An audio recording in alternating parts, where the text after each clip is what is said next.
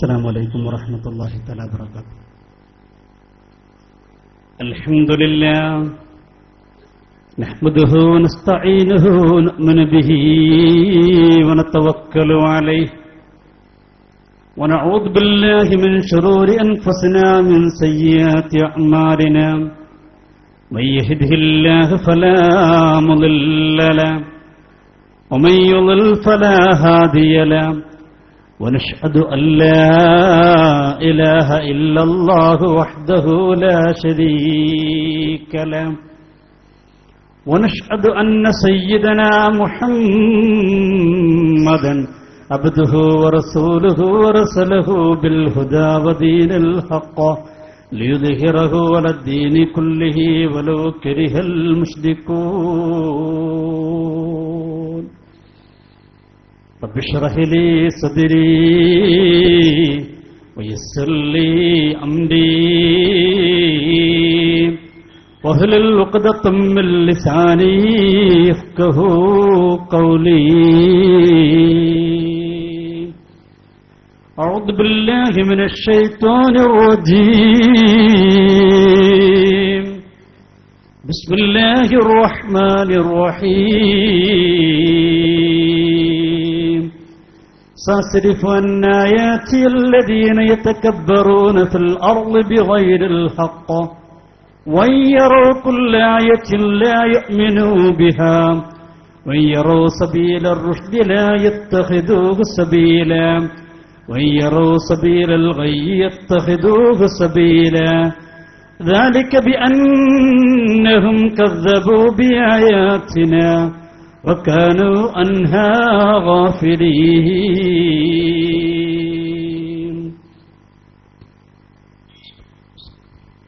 وقد كان النبي صلى الله عليه وسلم من جمع مالا حراما ثم تصدق به لم يكن له فيه أجر وكان إسره عليه.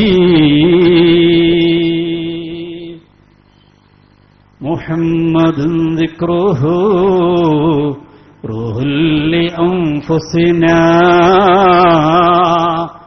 محمد شكره فرض على الأمم مولاي صل وسلم.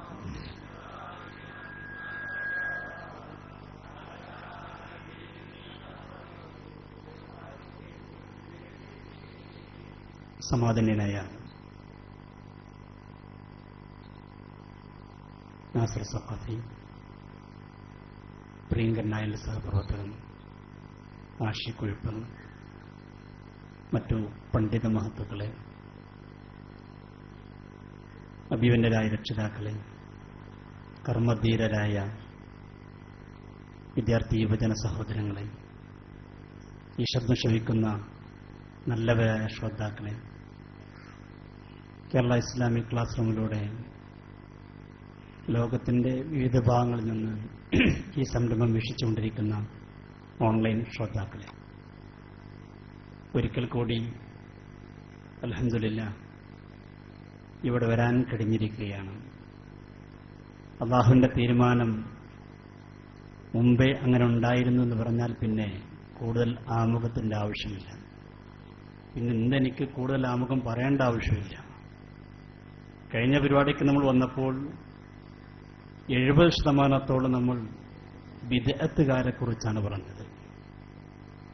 ഒരു 30% മാത്രമേ നവബിദ്അകളെ കുറിച്ച് നമ്മൾ പറഞ്ഞിട്ടുള്ളൂ. അന്ന് നമ്മൾ പറഞ്ഞു പറയാനില്ലാത്തത് കൊണ്ടല്ല, ഇപ്പൊ നമ്മളത് ആഗ്രഹിക്കുന്നില്ല എന്ന്. അപ്പൊ ഏതായാലും മറ്റേ സഖാഫി ഇവിടെ വന്ന് നമ്മൾ കുറച്ചുകൂടി പറയണമെന്ന് പറഞ്ഞപ്പോൾ നമ്മുടെ പ്രവർത്തകന്മാർക്കൊരു ആവേശമായി, എന്നാൽ പിന്നെ പറയിപ്പിക്കാനായി. അങ്ങനെയാണ് ബഹുമാനനായ നമ്മളെ കേരള ഇസ്ലാമിക് ക്ലാസ് റൂമിന്റെ അടിമൻ കൂടിയായ പ്രിയങ്കരനായ അമീർ ഇരിങ്ങല്ലൂർ വീണ്ടും വിളിച്ച് ഈ സമ്മേളനത്തിന് മുമ്പ് തന്നെ എന്തെങ്കിലും ചെയ്തൊരു ഡേറ്റ് തരണമെന്ന് പറഞ്ഞ്, സത്യത്തിൽ ഇന്ന് എൻ്റെ മഹലിൽ നടക്കുന്ന ആഴ്ചതോറും നടക്കുന്ന പ്രോഗ്രാമാണ്, അത് കാരണം പങ്കെടുക്കാൻ പ്രയാസമുണ്ടെന്നൊക്കെ അറിയിച്ചപ്പോൾ നിർബന്ധം പറഞ്ഞ് വളരെ നിർബന്ധിച്ചുകൊണ്ടാണ് ഇന്ന് വന്നത്. അൽഹംദുലില്ലാഹ് വരാൻ കഴിഞ്ഞ സന്തോഷമുണ്ട്. മാത്രമല്ല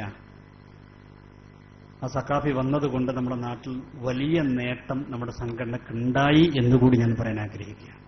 അന്ന് വന്നപ്പോൾ ഈ കാണുന്ന ഇട്ടാവട്ടത്തിലുള്ള ആളുകളെ ഉണ്ടായിരുന്നുള്ളൂ. സഖാഫിന്റെ ഒരു വരവോടുകൂടെ ഈ പ്രദേശത്തെ ആളുകൾക്ക് ഒരുമിച്ചുകൂടി കാണാൻ കഴിയാത്ത വിധം ആയിരങ്ങളാണ് അൽഹംദുലില്ലാഹ് ഇവിടെ തടിച്ചുകൂടിയിരിക്കുന്നത്. ഇൻഷാ അല്ലാഹ് അദ്ദേഹം ഒന്നുകൂടി വന്നെങ്കിൽ എന്ന് ഞാൻ കൊതിച്ചു പോവുകയാണ്. ഈ നിലക്ക് സംഘടനക്കൂടെ ശക്തി പ്രാപിക്കുമെങ്കിൽ അങ്ങനെയുള്ള ചില ആളുകൾ ഇടക്കിടക്ക് വരണം എന്നാണ് എന്റെ അഭിപ്രായം. വരുന്നത് കൊണ്ട് നമുക്ക് ഒരുപാട് നേട്ടമുണ്ടാവും. പക്ഷെ അദ്ദേഹം വന്നുവെങ്കിലും നാം പറഞ്ഞ വിഷയങ്ങളെക്കുറിച്ചൊന്നും തന്നെ അദ്ദേഹം ഒരു മറുപടിയും പറഞ്ഞില്ല.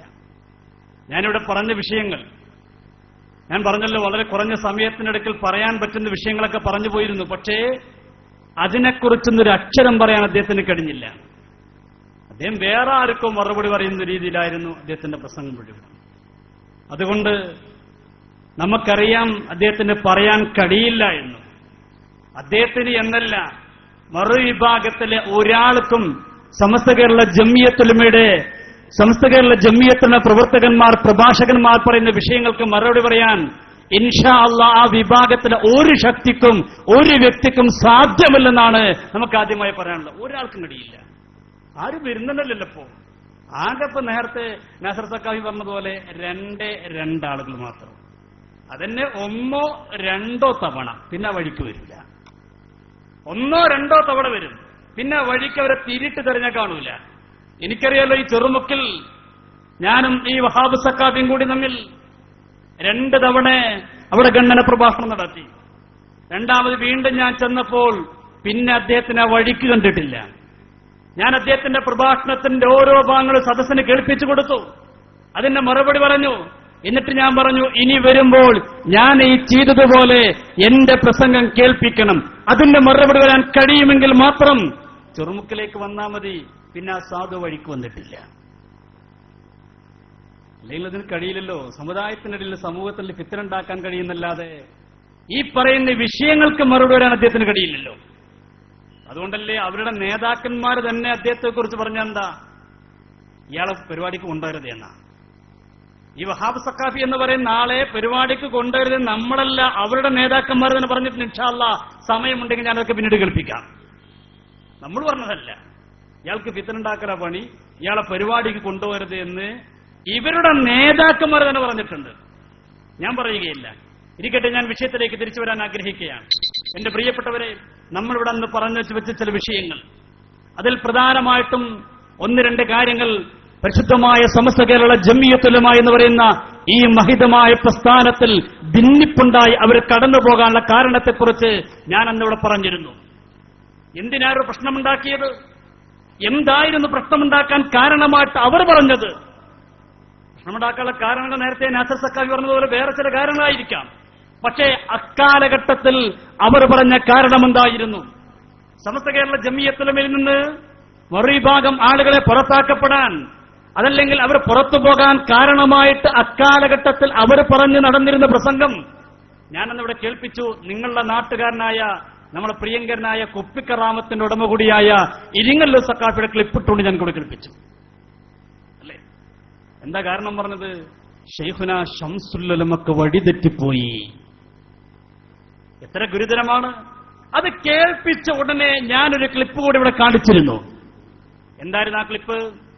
സാക്ഷാൽ കാന്തപുരം AP അബൂബക്കർ മുസ്ലിയാർ, ഈ പ്രശ്നത്തിന്റെയൊക്കെ കാരണക്കാരൻ, ഈ സമുദായത്തിൽ ഭിന്നിപ്പുണ്ടാക്കിയ വ്യക്തി, അദ്ദേഹം കുവൈത്തിൽ പോയിക്കൊണ്ട് ബിദഈകളുമായി വേദി പങ്കിട്ട് നിൽക്കുന്ന ഒരു ക്ലിപ്പ് ഞാൻ കാണിച്ചിവിടെ.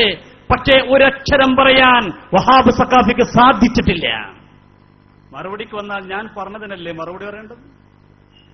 ഒന്നെങ്കിൽ അങ്ങനെ ഉണ്ടെങ്കിൽ ഉണ്ട് എന്ന് പറയുക, അല്ലെങ്കിൽ ഇല്ല എന്ന് പറയുക. രണ്ടാളൊന്ന് പറയണ്ടേ? രണ്ടും പറയാൻ കഴിയാത്തൊരു മറുപടിക്ക് നടക്കണോ? ഒന്നെങ്കിൽ ഞാൻ അങ്ങനെ കാണിച്ചൊരു സംഭവം ഉണ്ട്, അതിന്റെ പശ്ചാത്തലം ഇങ്ങനെയാണ്, അതല്ലെങ്കിൽ അങ്ങനെ സംഭവമേ ഇല്ല. ഞാനതിവിടെ കാണിച്ചു. കാന്തപുരം AP അബൂബക്കർ മുസ്ലിയാർ, അദ്ദേഹത്തിന്റെ കൂടെ സ്റ്റേജിൽ പങ്കെടുക്കുന്നത് ആരാണ്? 1-2 ആളുകളല്ല. ഒരു ഭാഗത്ത് മുജാഹിദിന്റെ നേതാക്കന്മാർ, ഒരു ഭാഗത്ത് ജമാഅത്ത് ഇസ്ലാമിയുടെ നേതാക്കന്മാർ, 2 നേതാക്കന്മാരെയും അപ്പുറത്തും ഇപ്പുറത്തും നിർത്തി. എന്തിനു വേണ്ടി?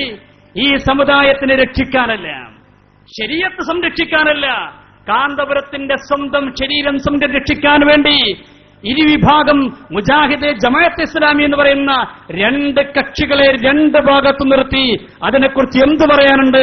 മിണ്ടിയിട്ടില്ല. എന്തേ മിണ്ടാതിരുന്നത്? ശംസുല്ലയെ കുറിച്ച് പറയുമ്പോൾ എന്താ സ്വന്തം നേതാവ് ചെയ്തതിനെ കുറിച്ച് മിണ്ടാതിരുന്നത്? ഞാൻ ഇന്നും ചോദിക്കുന്നു, എന്റെ ശബ്ദം കേൾക്കുന്ന പ്രിയപ്പെട്ട SSFകാരോട് ഞാൻ അന്ന് പറഞ്ഞതുപോലെ ഇന്നും പറയുന്നു, നിങ്ങൾ പാവങ്ങളാണ്. നിങ്ങൾ ഇവർ തെറ്റിദ്ധരിപ്പിക്കുകയാണ്. നിങ്ങൾക്ക് കുറച്ചു കഴിഞ്ഞാൽ ബോധം വരുമ്പോൾ നിങ്ങൾക്ക് നാസർ സക്കാഫിയെ പോലെ ഈ സമസ്തന്റെ കൂടെ വരുമെന്നുള്ള കാര്യത്തിൽ ഒരു സംശയമില്ല.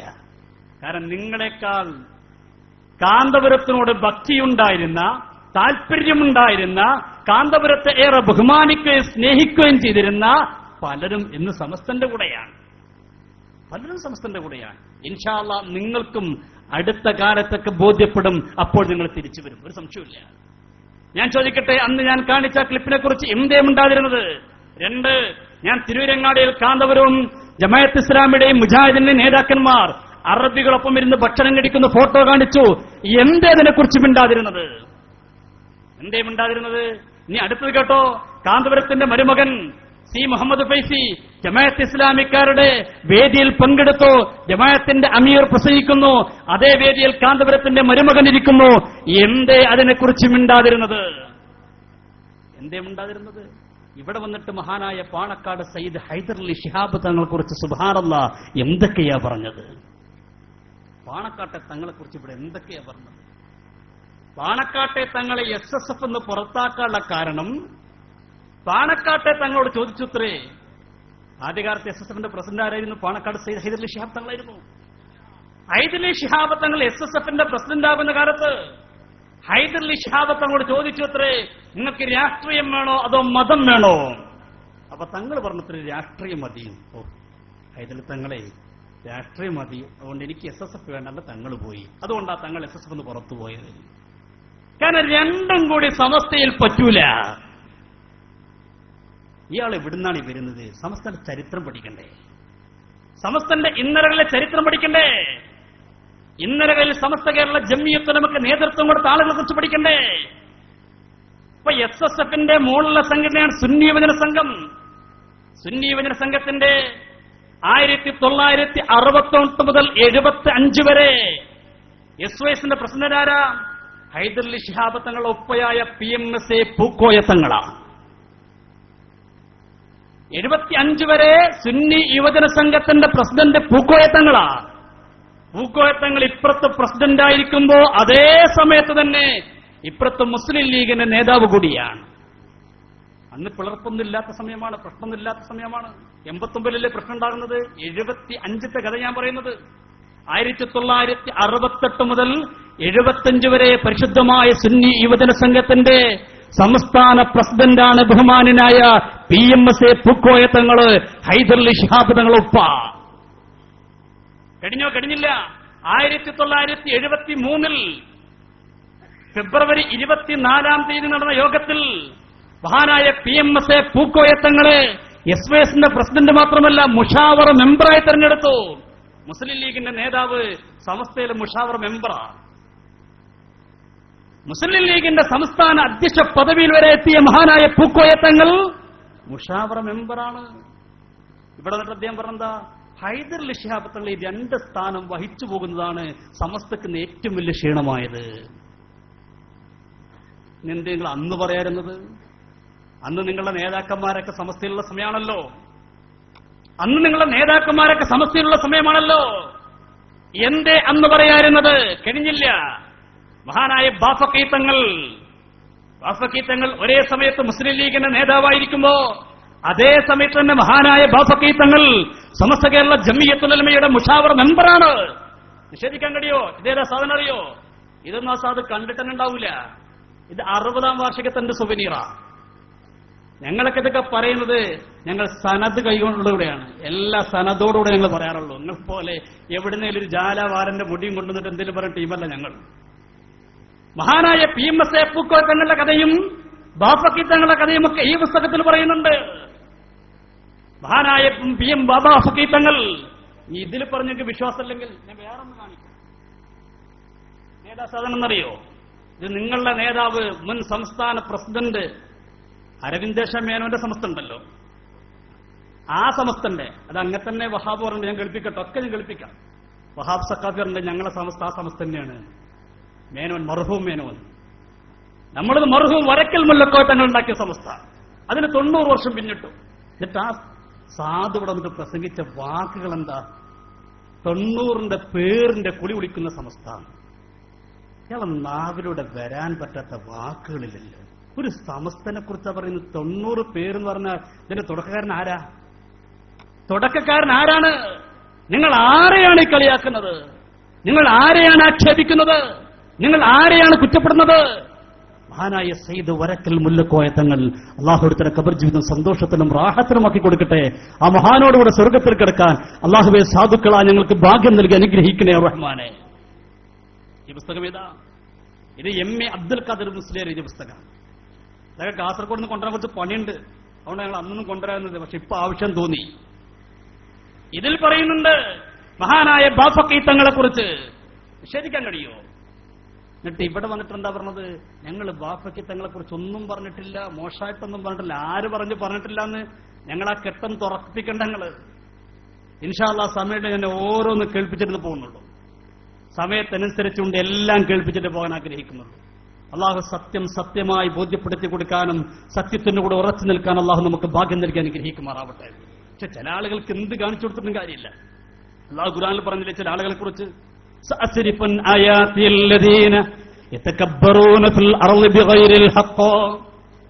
അഹംഭാവത്തോടെ നടക്കുന്ന ആളുകൾ, ഹക്കില്ലാതെ നടക്കുന്ന ആളുകൾ, അവർക്ക് എന്തെന്റെ ദൃഷ്ടാന്തങ്ങൾ കാണിച്ചു കൊടുത്താലും എല്ലാ ദൃഷ്ടാന്തങ്ങൾ കണ്ടാലും ലാ യുഅ്മിനൂ ബിഹാ, എന്ത് തന്നെ കണ്ടാലും ഖുർആൻ പറയുകയാണ് അവർ വിശ്വസിക്കുകയില്ല, അവർ വിശ്വസിക്കാൻ കിട്ടുകയില്ല. അവർ സന്മാർഗത്തിന്റെ വഴി കണ്ടാൽ പോലും ലാ യത്തഖിദൂഹു സബീല, അതിനൊരു മാർഗമായി സ്വീകരിക്കുകയില്ല. ഏത് സക്കാഫികൾക്ക് അറിയാത്തത് സമസ്തന്റെ വഴിയാണ് ശരിയെന്നുള്ളത്? ആർക്കറിയാത്തത്? ഇവരൊക്കെ അടക്കം പറയുമ്പോ, രഹസ്യം പറയുമ്പോ എല്ലാരും പറയുന്നില്ലേ? ഈ വഹാബ് സക്കാഫിയും പറയുന്നുണ്ട്, ഈ 10 പിരിരും പറയുന്നുണ്ട്, ഈ അരിയൂർ സക്കാഫി എല്ലാരും പറയുന്നു. സംഭവം എന്തെന്നായാലും സമസ്ത പറയുന്നവർ തന്നെ ശരി. ഇപ്പൊ നമ്മൾ എന്താ കാട്ടുക? പിന്നെ നമ്മൾ എന്താ ചെയ്യാ? അതാണ് അല്ലാഹു പറയുന്നത്, സന്മാർഗത്തിന്റെ വഴി കണ്ടാലും ശരിയായ വഴി കണ്ടാലും ലാ യത്തഖിദൂഹു സബീലാ,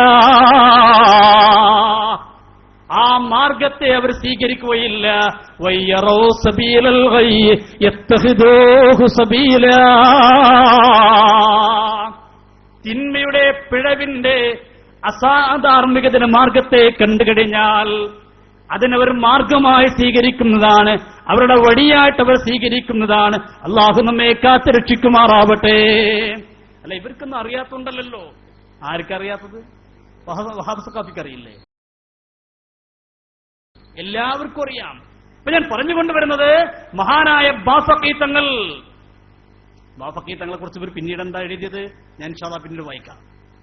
മഹാനായ ബാഫഖി തങ്ങൾ ഒരു സമയത്ത് മുസ്ലിം ലീഗിന്റെ സമുന്നതനായ നേതാവായി ഒരു ഭാഗത്ത് പ്രവർത്തിക്കുമ്പോ അതേ സമയത്ത് തന്നെ സമസ്ത കേരള ജംഇയ്യത്തുൽ മുഷാവറ മെമ്പറാണ്.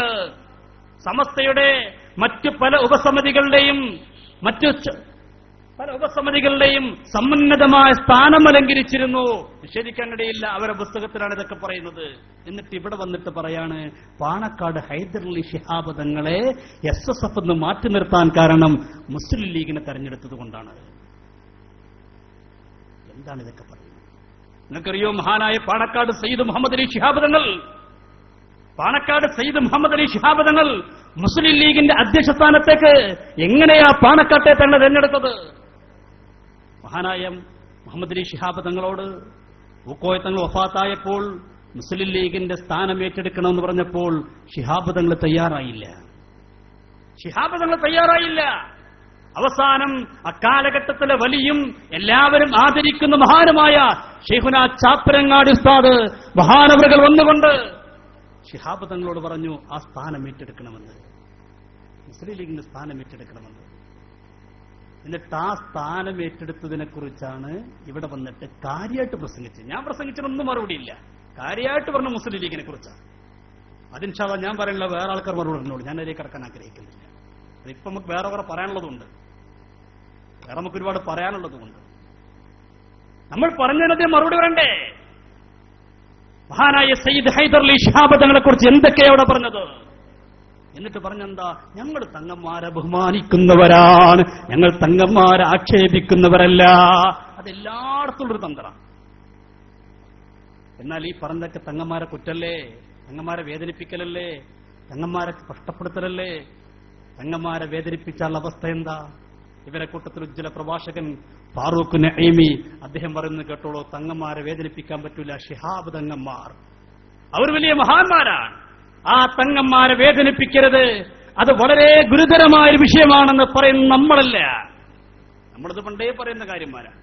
പണക്കാട്ട തങ്ങന്മാരെന്ന് വേദനിപ്പിക്കാൻ പോകരുത്, അവരെന്ന് കുറ്റപ്പെടുത്താൻ പോകരുത്, അവരെന്ന് പരിഹസിക്കാൻ പോകരുത്, അവരെന്ന് കളിയാക്കാൻ പോകരുത്. അതൊക്കെ വലിയ ദോഷം ചെയ്യും. അത് ആക്യബത്ത് മോശമാകാൻ വരെ കാരണമായി. അള്ളാഹു നമ്മെ കാത്തിരക്ഷിക്കുമാറാവട്ടെ. കേട്ടോളൂ നിങ്ങൾ.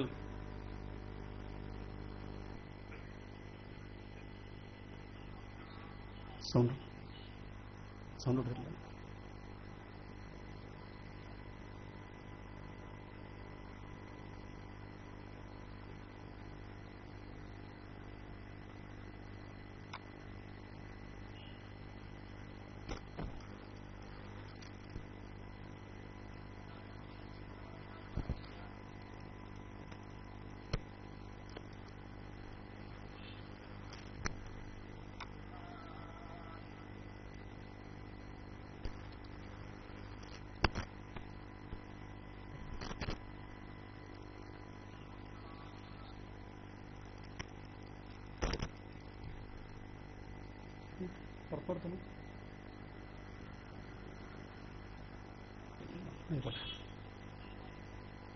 നമ്മളതല്ല ഉണ്ടോ സാറേ?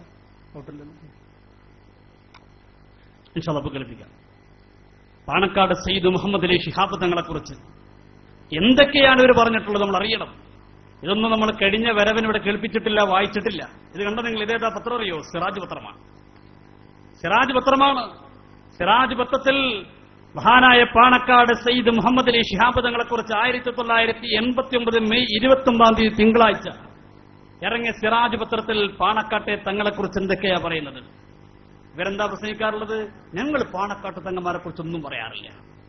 പേരോട് ദുർമാ സഖാഫി അദ്ദേഹം കുറ്റാടിൽ വെച്ചുകൊണ്ട് പറഞ്ഞു, ഞങ്ങളെ പത്രങ്ങളിലോ ഞങ്ങളെ മാഗസിനുകളിലോ ഒന്നിലും തന്നെ പാണക്കാട്ടെ തങ്ങന്മാരെ കുറിച്ച് ഇന്നേ വരെ ഒന്നും പറഞ്ഞിട്ടില്ല. ഞങ്ങൾ പാണക്കാട് തങ്ങന്മാരെ ആക്ഷേപിക്കാറില്ല. ഇത് സിറാജ് പത്രമാണ്. കേട്ടോളൂ നിങ്ങൾ. പാണക്കാട് സയ്യിദ് മുഹമ്മദ് അലി ശിഹാബ് തങ്ങളെ കുറിച്ച് പറയുന്ന വാക്കുകൾ കേട്ടോളൂ. എന്തൊക്കെയാ പാണക്കാടങ്ങളെ കുറിച്ച് പറയുന്നത്?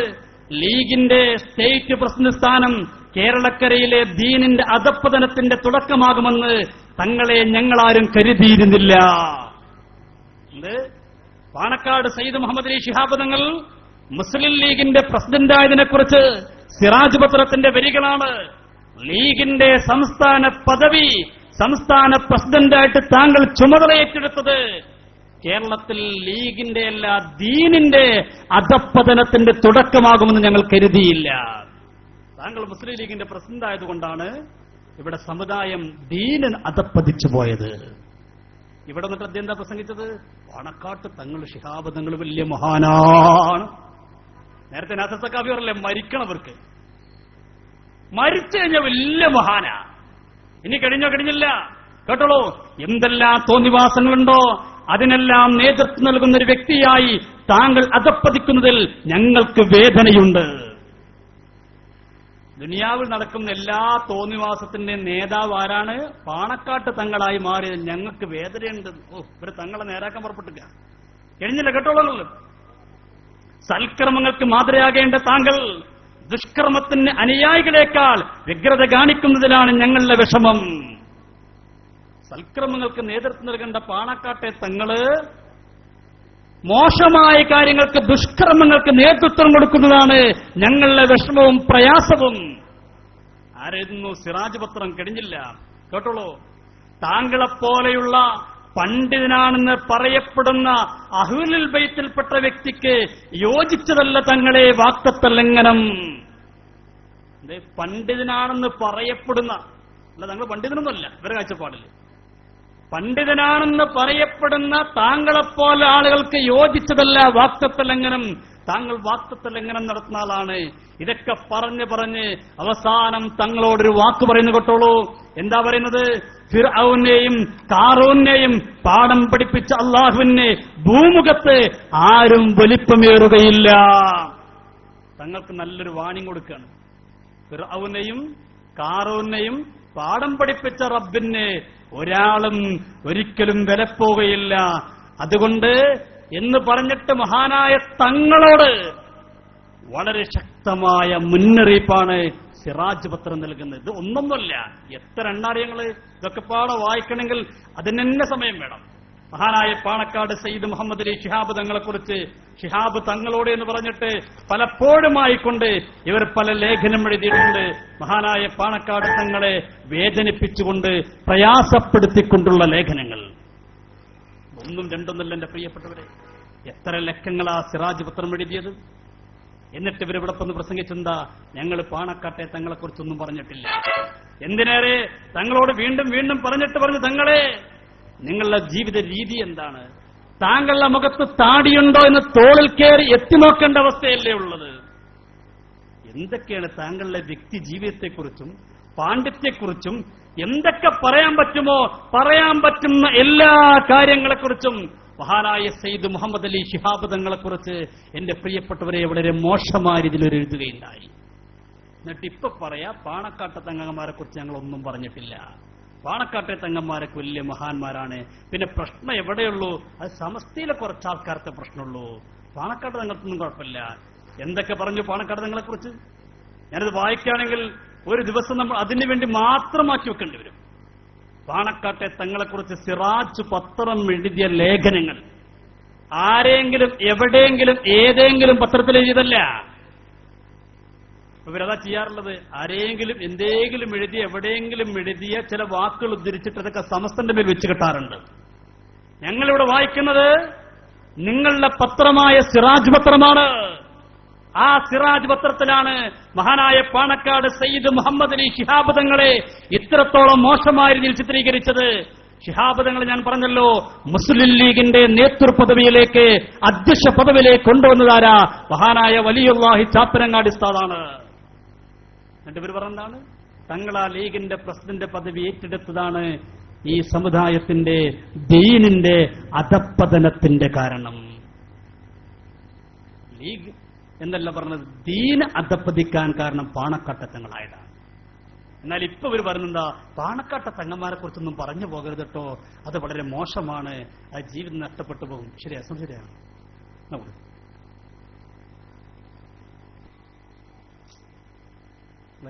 ശരിയില്ല.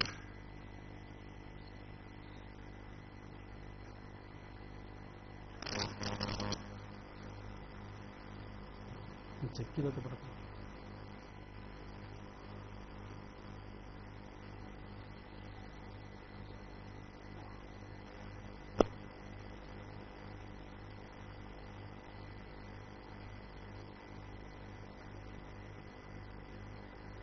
ഈ പാണക്കാട് സയ്യിദ് മുഹമ്മദ് അലി ശിഹാബ് തങ്ങളെ കുറിച്ച് മാത്രമല്ല ആരെക്കുറിച്ചൊക്കെ ഇവർ എഴുതി വെച്ചിട്ടുണ്ട്. അവരുടെ വായിച്ചു തീർക്കാലോ, ഞാനിപ്പോ അതൊക്കെ പാടെ വായിക്കാൻ സമയമില്ലാതിരിച്ചിരുന്നാണ്. ഇത് നോക്കൂ നിങ്ങൾ, ഇതേതാ? ഇതാരെക്കുറിച്ചാണ്? പാണക്കാട് സയ്യിദ് മുഹമ്മദ് അലി ശിഹാബ് തങ്ങളെ കുറിച്ചാണ് നേരത്തെ നിങ്ങൾ കണ്ടതെങ്കിൽ ഇത് മഹാനായ ബാഫക്കി തങ്ങളെ കുറിച്ചാണ്. കൊടുക്കുക മക്കളാകുന്ന അഹ്ലുൽ ബൈത്തിനെ അവരുടെ അഡ്രസ് ചോദ്യം ചെയ്യാനും അവരെ ചീത്ത പറയാനും ഇറങ്ങിയാൽ ശിഹാബ് തങ്ങൾ ഇവിടെ ശിർക്ക് പ്രചരിപ്പിച്ച ആളാണെന്ന് പ്രസംഗിച്ചില്ലേ? അവരവരുടെ ഡോക്യുമെന്ററികളിൽ ഇറക്കിയില്ലേ? ഇതുപോലെ നബി സല്ലല്ലാഹു അലൈഹി വസല്ലം തങ്ങളുടെ മക്കളെ വേദനിപ്പിച്ചു പോയാൽ അത് റസൂലുള്ളാഹിനെ വേദനിപ്പിക്കലാണ്. വേദനിപ്പിക്കല്ലേ മോനെ, മൈക്കൊന്ന് അങ്ങോട്ട് തിരിച്ചു വെക്കുമോനെ. നമ്മളോടല്ല പറയേണ്ടത്. ശിഹാബ് തങ്ങളെ വേദനിപ്പിച്ചാൽ അത് മുത്ത് നബിയെ വേദനിപ്പിക്കലാണ്. ഇനി അടുത്താൾ പറയട്ടെ, പേരോട് ധർമ്മ സക്കാഫി. അദ്ദേഹം പറയുന്നു ശിഹാബ് തങ്ങൾ ഉൾപ്പെടെയുള്ള തങ്ങന്മാർ ആക്ഷേപിച്ചു കഴിഞ്ഞാൽ അവൻ സുന്നിയല്ല. അവൻ സുന്നിയല്ല, അഹ്ലുസുന്നത്ത് വൽ ജമാഅത്തിൽപ്പെടില്ല. ആരെ? പാണക്കാട്ടെ തങ്ങന്മാരെ, സയ്യിദന്മാരെ വേദനിപ്പിക്കുന്നവർ, കുറ്റപ്പെടുത്തുന്നവർ അവർ സുന്നത്ത് ജമാഅത്തിൽപ്പെട്ടവരല്ല. കേട്ടോളൂ, ആരാ പറയുന്നത്? നമ്മളല്ല. പറയട്ടെ. അല്ലാഹുവിന്റെ റസൂലിന്റെ കുടുംബത്തിന് വലിയ ബഹുമാനമാണ്. അത് പാണക്കാട് തങ്ങൾക്കുമുണ്ട്, ഉള്ളാൾ തങ്ങൾക്കുമുണ്ട്, ഏത് സയ്യിദന്മാർക്കൊക്കെയും ബഹുമാനമുണ്ട്. അത് അംഗീകരിക്കാതിരിക്കാൻ നിർവാഹമില്ല. അംഗീകരിക്കാത്തവനും സുന്നത്ത് ജമാഅത്തുകാരനും അല്ല. കണ്ടോ എന്ത്? പാണക്കാട് തങ്ങന്മാർ അംഗീകരിക്കാത്തതൊന്നും സുന്നത്ത് ജമാഅത്തല്ല. പറയട്ടെ. നബി സല്ലല്ലാഹു അലൈഹി വസല്ലമയുടെ കുടുംബം, ആ കുടുംബത്തെ ബഹുമാനിക്കാത്തവൻ സുന്നത്ത് ജമാഅത്തുകാരനല്ല. പക്ഷേ കണ്ടോ, പാണക്കാട് തങ്ങന്മാർ ഉൾപ്പെടെയുള്ള തങ്ങന്മാർ, അഹ്ലു ബൈത്ത് അവരെ ബഹുമാനിക്കാത്തവർ, അവരെ കുറ്റം പറയുന്നവർ അഹ്ലുസുന്നത്ത് വൽ ജമാഅത്തിൽപ്പെടില്ല. ഇനി നിങ്ങൾ കേട്ടോളൂ, പാണക്കാട് തങ്ങന്മാർ അവരെ കുറിച്ച് പറഞ്ഞ തെറികളൊക്കെ ഒന്ന് കുറച്ച് കേൾക്കേണ്ടതാണ്. അതൊക്കെ നമ്മൾ കേൾക്കണം. ഇവിടെ വന്നിട്ട് നല്ല പിള്ള ചമയായിരുന്നു സക്കാഫി. ഞങ്ങളാരും ചീത്ത പറയില്ല. അത് എല്ലായിടത്തുള്ള സ്ഥിരം ഡയലോഗാ. എല്ലായിടത്തും എന്നാലും പറയും ഞങ്ങളാരും ചീത്ത പറയില്ല. അത് മറ്റാൾ തുടങ്ങി വെച്ചതാ. മലപ്പുറത്ത് വെച്ചുകൊണ്ട് കാന്തപുരം തുടങ്ങി വെച്ചു, ഞങ്ങളൊരാളെയും ചീത്ത പറയാറില്ല, ഞങ്ങളൊരാളെയും കുറ്റം പറയാറില്ല. അപ്പൊ ഈ പുതിയ ആളുകൾക്ക് എന്താ മനസ്സിലാക്കുക? ഇവരെന്നാ നല്ലൊരു കേട്ടോ, ഒരാളെയും കുറ്റം പറയാത്ത നല്ല മനുഷ്യന്മാർ. ഇത് പറയുന്നതിന്റെ ഇടയിൽ കൂടി നമ്മുടെ ആലിമ്യങ്ങൾ ചീത്ത പറയുന്നുണ്ടാകും. പക്ഷേ ഇടക്കിടക്ക് പറയും ഞങ്ങളാരെയും ചീത്ത പറയാറില്ല. മലപ്പുറത്ത് വെച്ചുകൊണ്ട് അദ്ദേഹം പറയുന്നത് കേട്ടോളൂ നിങ്ങൾ, ഞങ്ങളൊരാളെയും ചീത്ത പറയാറില്ല. പിന്നെ ഞങ്ങൾക്കറിയാത്തത് ഒന്നുണ്ട്, നിങ്ങളെപ്പോലെ ചീത്ത പറയാൻ ഞങ്ങൾക്കറിയില്ല. നമ്മളെ കുറിച്ച് പറയാൻ, നമ്മളെപ്പോലെ ചീത്ത പറയാൻ അവർക്കറിയില്ല. അറിയില്ല എന്ന് പറഞ്ഞാൽ അല്ലാഹുവിന്റെ ഹബീബ് പഠിപ്പിച്ചു, നിങ്ങളങ്ങനെ പറയരുത്, നിങ്ങളങ്ങനെ പറയരുത് എന്ന് പഠിപ്പിച്ചു. അതുകൊണ്ട് ഞങ്ങൾ പറയുന്നില്ല. അറിയുന്നവരൊക്കെ നമ്മളെ കൂട്ടത്തിലുണ്ടാവും. എന്ത് പറയാൻ അറിയുന്നവരൊക്കെ ഞങ്ങളെ കൂട്ടത്തിലുണ്ടാകും. പക്ഷെ ഞങ്ങളങ്ങനെ പറയുന്നില്ല. നമ്മൾ അനുവദിക്കൂല, നമ്മള് അവരെ പറയാൻ സമ്മതിക്കൂല. ചീത്ത പറയുന്ന ആളുകൾ ഞങ്ങളെ കൂട്ടത്തിലുണ്ട്, പക്ഷേ ഞങ്ങൾ പറയാൻ അനുവദിക്കാറില്ല. എന്നാ അവർ ചീത്ത പറഞ്ഞൊരു കോലം ഞാൻ കേൾപ്പിച്ചുതരാം. ഇയാളിതിങ്ങനെ പറയുന്നതിന്റെ ഇടയിൽ കൂടി തന്നെ ഇയാളിങ്ങനെ പറയും ഞങ്ങളാരും ചീത്ത പറയാറില്ല. അതിന്റെ ഇടയിൽ കൂടി ഓരോരുത്തർ വന്നിട്ട് നല്ല ശുദ്ധ മലയാളം, ഞാനൊന്നും ഉദ്ധരിക്കുമ്പോൾ താല്പര്യം കാണിക്കുന്നില്ല, ആ വാക്കുകൾ പോലും പറയാൻ എനിക്ക് കഴിയില്ല. അത്തരത്തിലുള്ള നല്ല ശുദ്ധ മലയാളം ഇങ്ങനെ ഓരോന്നോരോന്ന് കേൾക്കുന്നു. പാണക്കാട് ഉമർ അലി ശിഹാബും ഹൈദർ അലി ശിഹാബും എന്ത് തോന്നിവാസാണ് അവർ പറഞ്ഞത്? തെരഞ്ഞെടുപ്പ് ആരെ കുറിച്ചാണ് പറഞ്ഞത്? പാണക്കാട്ടെ തങ്ങളും ഹൈദർ അലി ശിഹാബും ഉമർ അലി ശിഹാബും എന്ത് തോന്നിവാസാണ് ഇവിടെ ചെയ്തത്? ആരെക്കുറിച്ചാണ് പറയുന്നത്? ഹൈദർ അലി തങ്ങളെക്കുറിച്ചും ബഹുമാനപ്പെട്ട ഉമർ അലി ശിഹാബ് തങ്ങളെക്കുറിച്ചും. ഉമർ അലി ശിഹാബ് തങ്ങൾക്ക് എന്ത് തെറ്റാ ഇവിടെ ചെയ്തത്? ഹൈദർ അലി ശിഹാബ് തങ്ങൾ ഇനി അവരെ കാഴ്ചപ്പാടനുസരിച്ചുകൊണ്ട് മുസ്ലിം ലീഗിന്റെ സംസ്ഥാന പ്രസിഡന്റായി എന്ന് പറയാം. ഉമർ അലി തങ്ങളോ? ഇവരാളല്ലേ, അത് ഏത് തങ്ങളായിട്ടും കാര്യമില്ല, ഒക്കെ കണക്കാണ്. പറയട്ടെ. മാപ്പണ്ണ സ്കൂള്, നിന്റെ മാപ്പണ്ണ സ്കൂള് ഇതാരറിയോ? ഇത് അവരെ സംസ്ഥാന പ്രസിഡന്റ് നല്ല മലയാളമാണ്. സൂപ്പി സാഹിബോട് ചോദിച്ചതാണ് ഇവർക്ക് ഏതൊരു സ്കൂൾ കൊടുക്കാത്തതിന്. അടുത്തത് നിങ്ങളെപ്പോലെ ചീത്ത പറയാൻ ഞങ്ങൾക്കറിയില്ല. മറ്റാൾ പറഞ്ഞോ നിങ്ങളെപ്പോലെ ചീത്ത പറയാൻ നമുക്കറിയില്ല. അപ്പൊ അനുയായികൾ ഇങ്ങനെ പറയുന്നത് കേട്ടോളൂ. മുജാഹിദിനെ വരയാക്കാൻ, ജമാഅത്തിനെ തീട്ടമാക്കാൻ. എങ്ങനെയുണ്ട് ശുദ്ധ മലയാളം? അടുത്ത് മുജാഹിദിനെ വരയാക്കാൻ, ജമാഅത്തിനെ തീട്ടമാക്കാൻ. നിങ്ങളെപ്പോലെ ചീത്ത പറയാൻ ഞങ്ങൾക്കറിയില്ല. കാരണം നമ്മൾക്ക് ഇങ്ങനത്തെ വാക്കുകളൊന്നും ഇല്ലല്ലോ. അപ്പൊ നമ്മളെപ്പോലെ ഓർക്ക് അറിയില്ല. ഓർക്ക് പറയാൻ കേട്ട വാക്കുകൾ ഇങ്ങനത്തൊക്കെ തന്നെയാണ്. ഇന്നലെ വരെ ട്രൗസർ ഇട്ട് നടന്നിട്ട് ഒന്ന് കോണം കെട്ടിയാടും ആരുമോ? ഇന്നലെ വരെ ട്രൗസർ ഇട്ട് നടന്നിട്ട് ഒന്ന് കോണം കെട്ടിയാടും ആരുമോ? അറിയില്ല എന്ന് പറഞ്ഞാൽ അല്ലാഹുവിന്റെ ഹബീബ് പഠിപ്പിച്ചു, നിങ്ങളങ്ങനെ പറയരുത്, നിങ്ങളങ്ങനെ പറയരുത് എന്ന് പഠിപ്പിച്ചു. അതുകൊണ്ട് ഞങ്ങൾ പറയുന്നില്ല. അറിയുന്നവരൊക്കെ നമ്മളെ കൂട്ടത്തിൽ ഉണ്ടാവും, പക്ഷെ നമ്മൾ അനുവദിക്കൂല. കൊടുത്തോ പ്രസിഡന്റാകാൻ യോജിപ്പുള്ള തെരഞ്ഞെടുപ്പ് എന്തെങ്കിലും പറഞ്ഞിട്ടുണ്ട്. മൂരിക്കമ്പനിക്ക് കാള പ്രസിഡന്റാകാൻ യോജിപ്പുള്ള തെരഞ്ഞെടുപ്പ് എന്തെങ്കിലും പറഞ്ഞു. ഇതാരെ കുറിച്ച് പറഞ്ഞതാ? മഹാനായ റഈസുൽ ഉലമാ കാളമ്പാടി ഉസ്താദ് സമസ്ത കേരള ജംഇയ്യത്തുൽ സംസ്ഥാന പ്രസിഡന്റായി തെരഞ്ഞെടുക്കപ്പെട്ടപ്പോ കോഴിക്കോട് ചൂണ്ടി ഒരു സമ്മേളനം നടത്തി. ആ സമ്മേളനത്തിൽ ഈ പറയുന്ന കാന്തപുരം എ.പി. ബക്കർ മുസ്ലിയാരുണ്ട്, ഖലീൽ ബുഖാരി തങ്ങളുമുണ്ട്. രണ്ടാളും ഇരിക്കുന്ന വേദിയിൽ വെച്ചുകൊണ്ട് കാളമ്പാടി ഉസ്താദിനെ കുറിച്ച് പറഞ്ഞ വാക്കെന്താ? മൂരിക്കമ്പനിക്ക് കാള പ്രസിഡന്റായി. അത് യോജിപ്പുള്ള തെരഞ്ഞെടുപ്പ് തന്നെയാണ്. ഞാൻ അടുത്തും പറഞ്ഞു കേട്ടോളൂ. ഇത് പറഞ്ഞവർ പറഞ്ഞ അടുത്ത കേട്ടോളൂ, വടശ്ശേരി പറയണത് കേട്ടോളൂ. മൂരിക്കമ്പനിക്ക് കാള പ്രസിഡന്റാകാൻ യോജിപ്പുള്ള തെരഞ്ഞെടുപ്പ് എന്തെങ്കിലും പറഞ്ഞിട്ടുണ്ട്. മൂരി എന്നതിന് വേറെയും മലയാളത്തിൽ പദങ്ങളുണ്ട്. അതേ പദം തലപ്പത്തുള്ള ആളെ പ്രസിഡന്റാക്കിയതോടുകൂടെ മലയാളത്തിന്റെ മൂല്യം കൂടുതൽ പ്രകടമാകുമെന്ന് നാം മനസ്സിലാക്കേണ്ടതുണ്ട്. എന്ത് കൊടുത്തോ? കാളപൂട്ട് എന്നാണ് പറയാറുള്ളത്. കാളമ്പാടി പ്രസിഡന്റായതോടുകൂടെ ആ കാളപൂട്ട് യാഥാർത്ഥ്യമായിരിക്കില്ല. ഉണ്ടോ? കാളപൂട്ടെന്ന് സാധാരണ പറയാറുള്ളത്. കാളമ്പാടി പ്രസിഡന്റായോടുകൂടെ കാളപൂട്ട് ഉഷാറായി. അപ്പൊ കാന്തപുരം ഖലീൽ ബുഖാരി തങ്ങളും വേദിയിൽ ചിരിക്കുന്നു കണ്ടോളൂ. കാളപൂട്ട് എന്നാണ് പറയാറുള്ളത്. കാളമ്പാടി പ്രസിഡന്റായതോടുകൂടെ ആ കാളപൂട്ട് യാഥാർത്ഥ്യമായിരിക്കില്ല. എന്നൊക്കെ ആയത്തോതിയിട്ട് ചിലപ്പോ ആരെങ്കിലൊക്കെ ഉണ്ടായിക്കൂടായില്ല. പക്ഷെ ഞങ്ങളങ്ങനെ ആ ഭാഗത്തല്ല. അല്ലാഹുവിന്റെ ഹബീബ് പറഞ്ഞു, അഖ്റബുൻ നാസി ഇലല്ലാഹി അഹ്സനുഹും അഖ്ലാഖാ.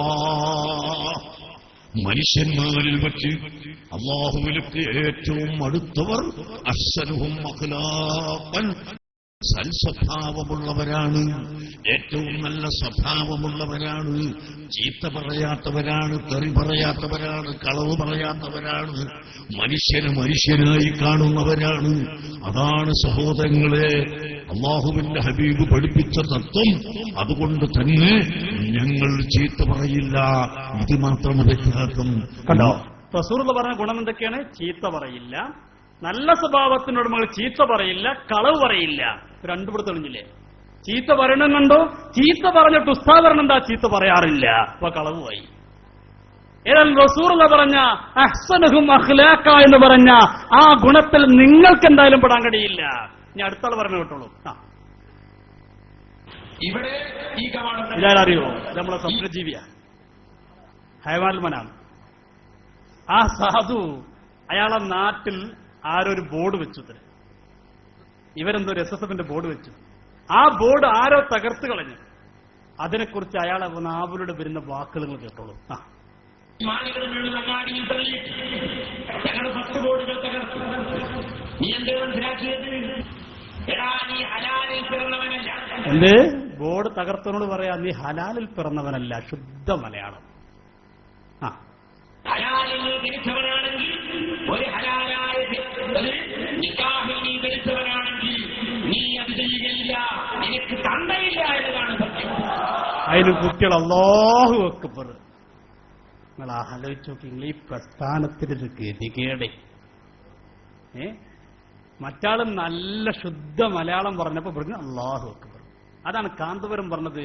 നിങ്ങളെപ്പോലെ പറയാൻ ഞങ്ങൾക്കറിയില്ല. നമ്മൾ പറയുന്നത് ഇന്നത്തെ മലയാളം നമ്മൾ പറയില്ലല്ലോ.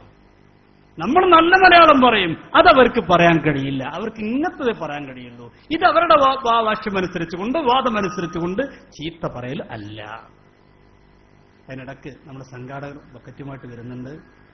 നമ്മുടെ പ്രിയപ്പെട്ട പ്രവർത്തകന്മാർ പെട്ടെന്ന് സംഘടിപ്പിച്ച പ്രോഗ്രാമാണ്. വലിയൊരു ബാധ്യത ഇതിനുണ്ട്, നമുക്ക് എല്ലാവർക്കും അറിയാം. നിങ്ങളൊക്കെ അകമൊഴിഞ്ഞ് നല്ലൊരു സംഖ്യ ഈ സംരംഭത്തിന്റെ വിജയം മനസ്സിലാക്കി അവരെ സഹായിക്കൽ നമ്മുടെ ബാധ്യതയാണ് മനസ്സിലാക്കി എല്ലാവരും നല്ലൊരു സംഖ്യ തന്നെ കൊടുത്ത് സഹായിക്കണമെന്ന് വിനീതമായി അഭ്യർത്ഥിക്കുകയാണ്. അള്ളാഹു നമുക്ക് തൗഫീക്ക് നൽകി അനുഗ്രഹിക്കുമാറാവട്ടെ. അള്ളാഹു എല്ലാവരും നല്ല ലക്ഷ്യങ്ങൾ നിറവേറ്റി കൊടുക്കണേ റഹ്മാനെ. അതെന്തേ പറഞ്ഞ് ബാക്കി അദ്ദേഹം പറയട്ടെ.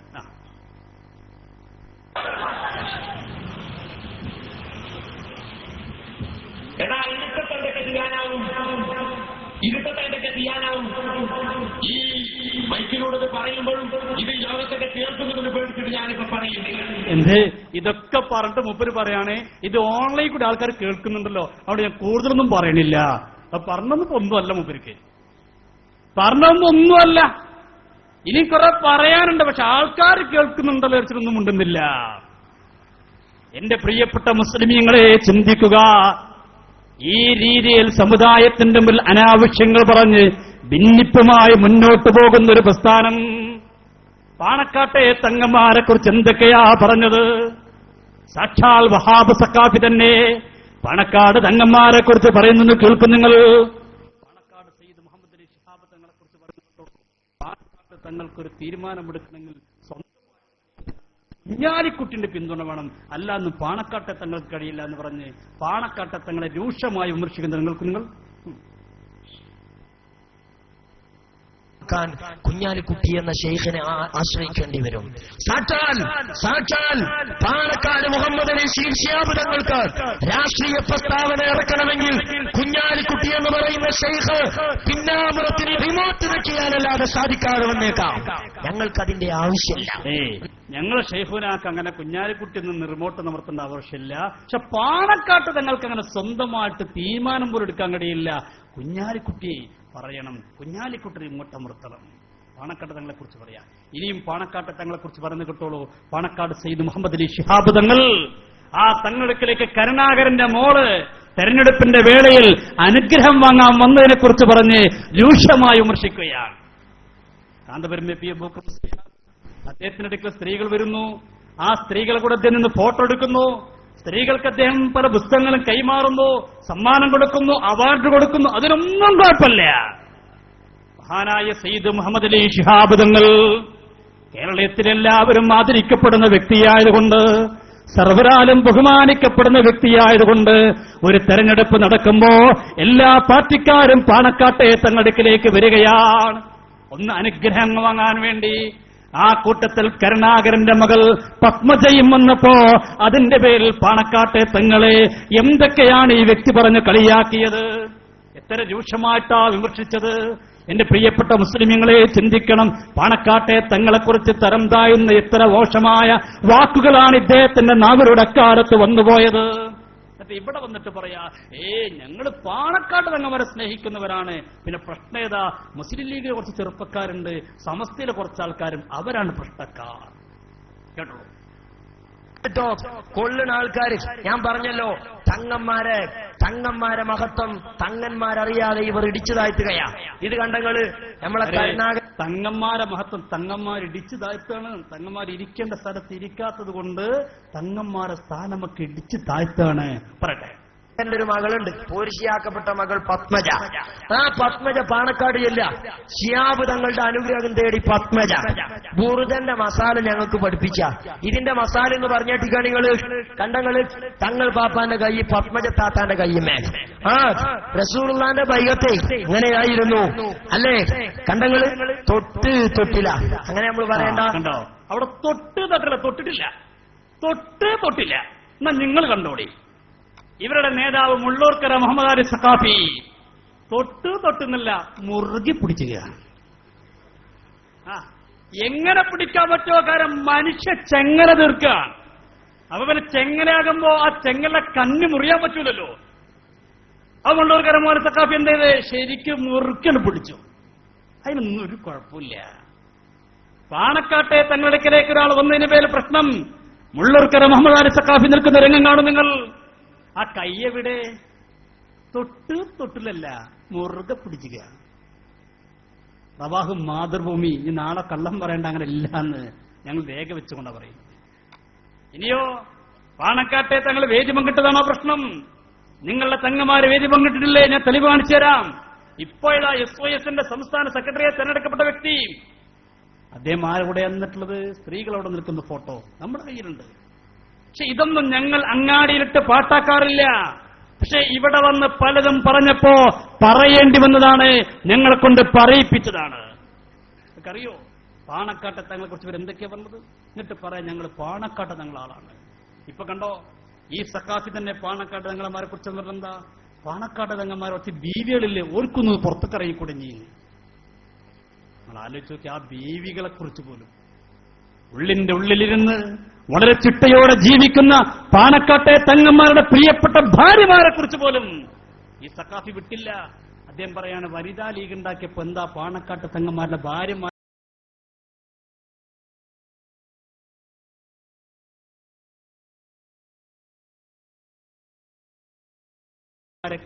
അതിന്റെ ഇവരൊക്കെ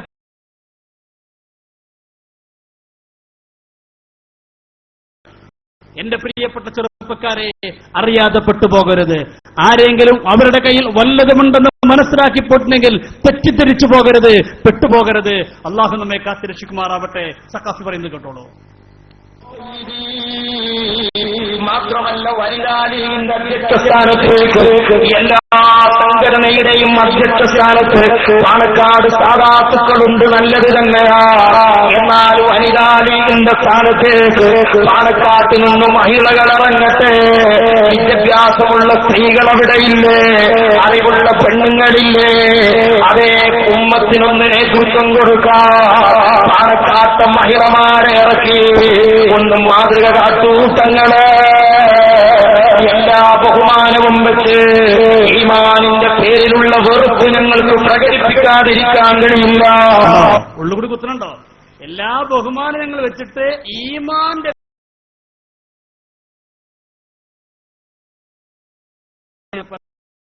പെണ്ണുങ്ങളിൽ നിന്ന് പുറത്തേക്ക് ഇറക്കി, എന്നിട്ട് വളരെ നാളുകൾക്ക് പറയാന് നിങ്ങൾ ആലോചിക്ക്. മനസ്സിരിപ്പ് നോക്ക് നിങ്ങൾ, ഈ സാധനങ്ങളൊക്കെ മനസ്സിരിപ്പ് നോക്ക് നിങ്ങൾ. പറയട്ടെ, ഇത് ദീനല്ല മുഅ്മിനീങ്ങളെ. സമുദായം ബഹുമാനിക്കുന്ന സാദാത്തുക്കൾ ഇങ്ങനെ പറഞ്ഞാൽ ആലിമീങ്ങൾ അതിന് വളം വെച്ചു കൊടുത്താൽ ഈ സമുദായം നശിച്ചു പോകുമല്ലോ. അതിനേക്കാളും നല്ലത് ഭൂമിയുടെ അകത്തേക്ക് അപ്പുറത്തേക്കാളും ഭൂമിയുടെ അടിയാണ് ഖൈറെന്ന് ഖാല റസൂലുള്ളാഹി.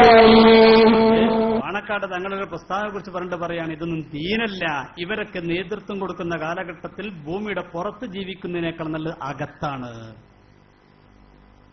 ആരെക്കുറിച്ചായി പറയുന്നത്? പാണക്കാട് സയ്യിദ് ഹൈദരലി ശിഹാബ് തങ്ങളെ കുറിച്ച്. എന്നിട്ട് ഇവരാണ് ഇവിടെ വന്നിട്ട് പാണക്കാട്ട് തങ്ങളുടെ ആളായിട്ട് ചമഞ്ഞത്. ഇതിപ്പോ അടുത്ത് പ്രസംഗിച്ചത്, കൂടുതലായിട്ടൊന്നുമില്ല. പാണക്കാട് സയ്യിദ് ഹൈദരലി ശിഹാബ് തങ്ങളെ കുറിച്ച് എന്തൊക്കെ പറഞ്ഞു, എന്തൊക്കെ എഴുതി? ഞാൻ പറഞ്ഞില്ലേ, ബാഫക്കി തങ്ങളെ കുറിച്ച് പോലും എഴുതി നോക്കൂ നിങ്ങൾ. ബാഫക്കി തങ്ങൾ വിമർശിക്കപ്പെടുന്നു, ബാഫക്കി തങ്ങൾ വിമർശിക്കപ്പെടുന്നു. ഏതാ പത്രം? സുന്നി അഫ്കാറല്ല, സത്യധാരയല്ല. ഇവരുടെ നേതാവായിരുന്ന അഡ്വക്കേറ്റ് ഇസ്മായിൽ ഓഫയുടെ നേതൃത്വത്തിൽ ഇറങ്ങിയിരുന്ന സെൻസിംഗ് മാസികയാണ്. സെൻസിംഗ് മാസികയിൽ പറയുന്നു, ബാഫക്കി തങ്ങൾ വിമർശിക്കപ്പെടുന്നു. ഒരുപാട് കാരണങ്ങൾ ഇതിന് പറയുന്നുണ്ട്. ബാഫക്കി തങ്ങളുടെ രീതി ശരിയായില്ല, സുന്നികൾക്ക് അനുകൂലമായി പ്രവർത്തിച്ചില്ല. ബാഫക്കി തങ്ങളുടെ പല പ്രവർത്തനങ്ങളും സുന്നത്ത് ജമാഅത്തിന് വിരുദ്ധമായിരുന്നു. ഇവരുടെ പത്രത്തിൽ പറയാം. ഇവരുടെ മാസികയിൽ എഴുതി വെച്ചെന്താ? പാണക്കാട് തങ്ങളെക്കുറിച്ചും സയ്യിദ് ഹൈദരലി ശിഹാബ് തങ്ങളെക്കുറിച്ചും ഒക്കെ ഇവരുടെ പത്രങ്ങളിൽ എഴുതി വെച്ച വാക്കുകൾ എത്രയാണ്. ഞാൻ പറഞ്ഞല്ലോ, ഒരു ദിവസം ആ വിഷയം തന്നെ പറയാനുണ്ടാവും. ഞാൻ നീട്ടിക്കൊണ്ടുപോകാൻ ആഗ്രഹിക്കുന്നില്ല, വേറെയും ഒരുപാട് കാര്യങ്ങൾ എനിക്കോട് പറയാനുള്ളത് കൊണ്ട്. അപ്പോൾ ഇവിടെ പറഞ്ഞ ഒരു വിഷയം അതാണ്. മറ്റൊന്ന് ഷെയ്ഖുനാ ശംസുൽ ഉലമ ഇ.കെ. ഉസ്താദിനെ കുറിച്ച് ഞാനിവിടെ പറഞ്ഞു പോയിരുന്നു. ശംസുൽ ഉലമയെ കുറിച്ച് ഇവർ ക്ലിപ്പിടാറുണ്ട്. എന്താണത്? ശംസുൽ ഉലമയെ കുറിച്ച് ഇപ്പൊ നാട് നീളെ പ്രസംഗിക്കാറുണ്ട്. എന്താ പ്രസംഗിക്കുന്നത്? അവസാന സമയത്ത് നമ്മളോട് വിട പറഞ്ഞിരിക്കുന്നു. ഞാൻ അന്ന് ഇവിടെ അത് കേൾപ്പിച്ചെന്നെ ഓർമ്മ.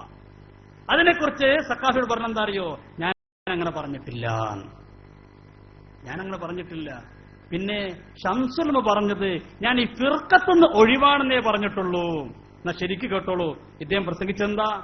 ശംസുൽ വഫാത്തിന്റെ സമയത്ത് പറഞ്ഞു വെത്തരേ, ഞാൻ ഇവരിന്ന് ഒഴിവാണ്, എന്റെ കൂടെയുള്ളവർ വഞ്ചകന്മാരാണ്, എന്റെ കൂടെയുള്ളവർ അസൂയാലുക്കളാണ്. ആര്?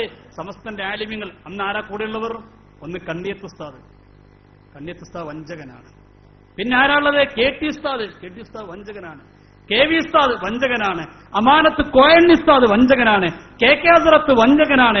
അങ്ങനെ ഇവിടെ ജീവിച്ചുപോയി വലിയ വലിയ മഹാന്മാരൊക്കെയാണ് ശംസുൽ ഉലമയുടെ കൂടെയുള്ളവര്. അവരെ കുറിച്ചൊക്കെ ശംസുൽ ഉലമ പറഞ്ഞത്രേ, അവരൊക്കെ എന്നെ പറ്റിച്ചു, അവർ വഞ്ചകരാണ്, അതുകൊണ്ട് ഞാൻ ഇവരിന്ന് ഒഴിവാണ്. ഇത് ഞാൻ ഇവിടെ കേൾപ്പിച്ചപ്പോ ഇയാളെന്ന മറുപടി അറിയോ? അങ്ങനെ ഞാൻ പറഞ്ഞിട്ടില്ല എന്ന് കേട്ടോളൂ. യെ ശംസുല് പ്രൊട്ടക്ഷൻ കൊടുക്കുകയും കാവൽ നിൽക്കുകയും ചെയ്ത കാന്തപുരം ഉസ്താദിൽ നിന്ന് അടർത്തി മാറ്റി തങ്ങളുടെ അസൂയയും അഹന്തയും തങ്ങളുടെ കാപട്യങ്ങളും ചെലവാക്കാൻ മുസ്ലിം സമുദായത്തിൽ വ്യക്തിത്വമുള്ള ഒരു പണ്ഡിതൻ ആവശ്യമാണ് എന്ന് മനസ്സിലാക്കി ആ ശംസുലമയെ ബലിയാടാക്കുകയായിരുന്നു ഈ കക്ഷികൾ. ഇത് ശരിക്കും മനസ്സിലാക്കിയത് ആരാണ്? എസ്കക്കാരന്റെ ഭാഷയിൽ തന്നെ ഞാൻ പറയട്ടെ, കറാമത്തുള്ള പണ്ഡിതനായ ശംസുലുലമ. കറാമത്തുള്ള പണ്ഡിതനായ ശംസുലുലമ, ഇത് ഞാൻ അന്നോട് പറഞ്ഞിരുന്നു. അപ്പൊ അദ്ദേഹം പറഞ്ഞതറിയോ? കറാമത്തുള്ളത് ഞാൻ പറഞ്ഞത് എസ്കക്കാരുടെ ഭാഷയിൽ പറഞ്ഞതാണ്, എന്റെ അഭിപ്രായമല്ല. എന്നിട്ട് മുമ്പ് അത് ഹിക്കായത്ത് ഇതാണ്. എന്നിട്ട് തെളിവെന്താ ഹിക്കായത്തിന്? അൽഫിലെ ബേത്ത് ഔ ഹുക്കിയത്ത് ബിൽ ഖൗലി. മൂലേരെ ആ ഹുക്കിയത്ത് എന്തിനെ കുറിച്ച് പറഞ്ഞതാ? അൽഫി ഓതുമ്പോ പറയുമ്പോ ഉള്ളത് പറയണ്ടേ? അവിടെ ഇന്നയാണോ അന്നയാണോ വായിക്കേണ്ട ചർച്ച പറഞ്ഞിടത്താണ് ആ ഹിക്കായത്ത് പറഞ്ഞത്. അത് ഈ ഹിക്കായത്തുമായി ബന്ധപ്പെട്ടതല്ല. ഹിക്കായത്തിന്റെ ശേഷം എന്ത് വായിക്കണം, ഇന്ന വായിക്കേണ്ട സ്ഥലങ്ങൾ എവിടെ, അന്ന വായിക്കേണ്ട സ്ഥലങ്ങൾ എവിടെ, ആ ചർച്ചയിലാണ് ഈ ഹിക്കായത്ത് പറഞ്ഞത്. നിങ്ങൾ പറഞ്ഞ ഹിക്കായത്തോ അത് അങ്ങനെയല്ല. അത് പണ്ട് നാട്യവസ്ഥ പഠിപ്പിച്ചിട്ടുണ്ട്. ബഹുമാനപ്പെട്ട നാട്യവസ്ഥ എന്ന് പറഞ്ഞു, ശംസുലുലമയെ കുറിച്ച് ചില ആളുകൾ കഫറ എന്നൊരു പ്രയോഗം ഉപയോഗിച്ചു അല്ലേ? ശംസുലുലമയെ കുറിച്ച് കഫറ, ആ പ്രയോഗം ഉപയോഗിച്ചപ്പോൾ അന്ന് നാട്യവസ്ഥ ചോദിച്ചു, നിങ്ങൾ ഏതടിസ്ഥാനത്തിൽ ഉപയോഗിച്ചതാണ്? അപ്പൊ അവർ പറഞ്ഞു, അത് CM വലിയുള്ളാഹി പറഞ്ഞിട്ട് പറഞ്ഞതാണ്, ഹിക്കായത്ത് ഇതാണ്. അപ്പോൾ നാട്യവസ്ഥ ചോദിച്ചു, ഒരു കാര്യം ഹിക്കായത്ത് ചെയ്യുമ്പോൾ ആ ഹിക്കായത്ത് ചെയ്യപ്പെടുന്ന കാര്യത്തെ അംഗീകരിക്കുന്നുണ്ടോ ഇല്ലേ? CM വലിയുള്ളാഹി പറഞ്ഞു ശരിയാണെന്നാണ് നിങ്ങളുടെ അഭിപ്രായം, അല്ല എന്നാണ് അഭിപ്രായം. ഇവർക്ക് മുണ്ടാൻ കഴിഞ്ഞിട്ടില്ല. അത് പിന്നീട് പറയാം, ഇത് പറഞ്ഞു കഴിയട്ടെ. അങ്ങനെയുള്ള പണ്ഡിതന്മാരുടെ ജീവിതത്തിൽ വന്നുപോകുന്ന സല്ലത്തുകൾ, അവരുടെ പണ്ഡിതന്മാരുടെ ജീവിതത്തിൽ വരുന്ന കാലിടർച്ചകൾ മരിക്കുന്നതിന് മുമ്പ് തന്നെ അള്ള കഴുകിക്കളയുന്നതാണ്. ഓ മുസ്ലിങ്ങളെ, മഹാനായ ശംസുലുലമയുടെ പേരും പറഞ്ഞ് ഇനിയൊരു മുസ്ലിമിന്റെ രക്തം ഈ രാജ്യത്ത് ചിന്താൻ പാടില്ല. ശംസുലുലമയുടെ പേരും പറഞ്ഞുകൊണ്ടൊരു മഹല്ലത്തിലും ഇനി അടിയുണ്ടാകാൻ പാടില്ല. കാരണം മരിക്കുന്നതിന്റെ മുമ്പ് മഹാനായ ശംസുലുലമ ഈ രാജ്യത്തെ മുസ്ലിങ്ങളോട് ഞാനിതിൽ നിന്ന് ഒഴിവാണ്. ശംസുലുലമ എന്ത് പറഞ്ഞിട്ടാ മരിച്ചത്? ഞാൻ ഇവരിന്ന് ഒഴിവാണ്, ഇതിന്ന് ഒഴിവാണ്. എന്നിട്ട് ഇയാൾ പ്രസംഗിച്ചെന്താ? ഞാൻ അങ്ങനെ പറഞ്ഞിട്ടില്ല. ശംസുലുലമ മരിക്കുന്ന സമയത്ത് പറഞ്ഞത്ര നമ്മളെ സമസ്തയിൽ നിന്ന് ഒഴിവാണ്, വലപ്പം കൂടിക്കണമെന്ന്. ശംസുലുലമേ അതിന് കാരണം എന്താ? കാരണം അദ്ദേഹം പറയുന്നുണ്ട്, കേട്ടോളൂ. എന്ന കാര്യം പറഞ്ഞുകൊണ്ടാണ് അവിടുന്ന് മരിച്ചുപോയത്. താൻ കബളിപ്പിക്കപ്പെടുകയായിരുന്നു, താൻ വഞ്ചിക്കപ്പെടുകയായിരുന്നു. തന്റെ കൂടെയുള്ളവർ ചതിയന്മാരും അസൂയാലുക്കളുമാണ്, അവർ തന്നെ ചതിക്കുകയായിരുന്നു എന്ന തിരിച്ചറിവ് മഹാനായ ശംസുലുലമക്കുണ്ടായിരുന്നു. തന്റെ കൂടെയുള്ളവരൊക്കെ തന്നെ ചതിക്കുകയായിരുന്നു, വഞ്ചിക്കുകയായിരുന്നു, അസൂയാലുക്കളായിരുന്നു. ശംസുലുലമക്കറിയാമായിരുന്നു. ഞാൻ ചോദിക്കുന്നു ഇവിടെ വെച്ചുകൊണ്ട്, ശംസുലുലമ അങ്ങനൊരു വാക്ക് പറഞ്ഞത്, അല്ലെങ്കിൽ ശംസുലുലമ അങ്ങനെ എഴുതിയ ഒരു രേഖ തെളിയിക്കാൻ അപ്പുറത്തുള്ള ഏതെങ്കിലും സക്കാഫികൾ സാധ്യമാണോ? ഒരു രേഖ ഇവർ കൊണ്ടുവരട്ടെ. ശംസുലുലമ പറഞ്ഞ കണ്ണിയത്ത് ഉസ്താദും തന്റെ കൂടെയുള്ള ആൾക്കാരൊക്കെ തന്നെ വഞ്ചിക്കുകയായിരുന്നു. അതുകൊണ്ട് ഞാൻ ഈ പ്രസ്ഥാനത്തിലില്ല, ഞാനെന്ന് പോരാണ്. മരിക്കുന്ന സമയത്ത് ശംസുലുലമ പറഞ്ഞിട്ട് അത്ര വഫാത്തായത് ഓലപ്പം കൂടിയിട്ടാണ്. ഞാൻ ചോദിച്ചൊന്ന് വഹാബ് സക്കാഫിങ്ങളോട് ഫോൺ ചെയ്തത് ശംസുലുലമ പറഞ്ഞിരുന്നു എന്ന്. എന്നിട്ട് അദ്ദേഹം ഇവിടെ വളരെ തന്ത്രപരമായി കൊണ്ട് അതൊരു കോട്ടിമാട്ടുന്ന രീതി സ്വീകരിച്ചു. അതെന്താ? ശംസുലുലമ അങ്ങനെ പറഞ്ഞിട്ടില്ല, പക്ഷെ ശംസുലുലമ വേറെ ആള് മുഖേന പറഞ്ഞിട്ടുണ്ട്. ഞാൻ ചോദിക്കുന്നു, ശംസുലുലമ അങ്ങനെ പറയാൻ പറഞ്ഞിട്ടാണ് ഞാനിത് പറയുന്നതെന്ന് ആരെങ്കിലും പറഞ്ഞതായി തെളിയിക്കാൻ സാധ്യമാണോ? ശംസുലുലമ പറയട്ടെ.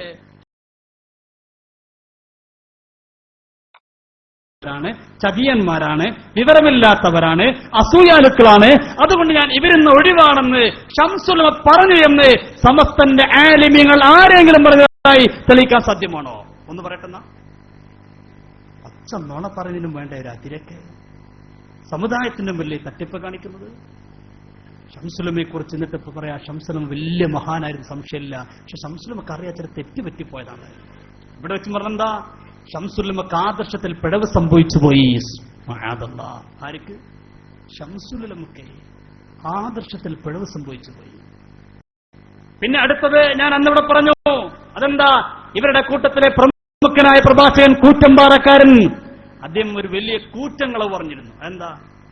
കണ്ണിയത്ത് ഉസ്താദ് വഫാത്തായപ്പോ പിന്നെ സമസ്തക്ക് പ്രസിഡന്റ് വേണ്ടേ, അപ്പോൾ ഉള്ള ആളെ നിങ്ങൾ പ്രസിഡന്റ് ആയതാണ്. ഷംസുൽ വഫാത്തായപ്പോൾ പിന്നെ സെക്രട്ടറി വേണ്ടേ, അപ്പൊ ആര് സെക്രട്ടറി ആയി? കാന്തപുരം സെക്രട്ടറി ആയതാണ്. അല്ല, പ്രശ്നമൊന്നും ഉണ്ടായിട്ടില്ല. എങ്ങനെ? ഷംസുല്ലമ മരണപ്പെട്ടപ്പോ ഒരു ജനറൽ സെക്രട്ടറി വേണ്ടേ, അതാരായതാണ്? കാന്തപുരായതാണ്. കണ്ണിയത്ത് ഉസ്താദ് വഫാത്തായപ്പോ പിന്നെ ഒരു പ്രസിഡന്റ് വേണ്ടേ, അപ്പോൾ ഉള്ള ആൾ പ്രസിഡന്റ് ആയതാണ്. ആളുകളെ പറ്റിക്കുന്ന രീതി നോക്കൂ നിങ്ങൾ. ഞാൻ അന്നിവിടെ കേൾപ്പിച്ചിരുന്നു, ഒരക്ഷരം മിണ്ടി അതിനെക്കുറിച്ച്. ആ പറഞ്ഞ ശരിയാണോ അല്ലേ, രണ്ടാറൊന്ന് പറയണ്ടേ. ഒന്നെങ്കിൽ ആ പറഞ്ഞത് ശരിയാണ്, അല്ലെങ്കിൽ കളവാണ്. രണ്ടു പറഞ്ഞാലും പിടികൂടും ഞാൻ. ശരിയാണ് പറഞ്ഞാൽ ഇത് നോക്കൂ, ഏതാ സാധനം? ഞാൻ നേരത്തെ പറഞ്ഞ എം എ അബ്ദുൽ ഖാദർ മുസ്ലിം പുസ്തകമാണ്. ഈ പുസ്തകത്തിന്റെ 899 പേജിലൊക്കെ വളരെ വ്യക്തമായി പറയുന്നുണ്ട്.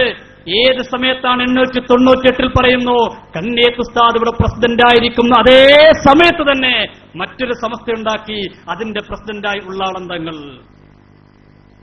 ഞാൻ പറയല്ല, ഇയാൾ പറഞ്ഞെന്താ, കൂറ്റമ്പാറക്കാരൻ പറഞ്ഞെന്താ? ഒന്നുകൂടി കേൾക്കണം, നിങ്ങൾ കേൾക്കട്ടെ. ഇന്ന് പുതിയതായിട്ട് വന്ന ആൾക്കാർ കേട്ടിട്ടുണ്ടാവില്ലല്ലോ, പറയട്ടെ.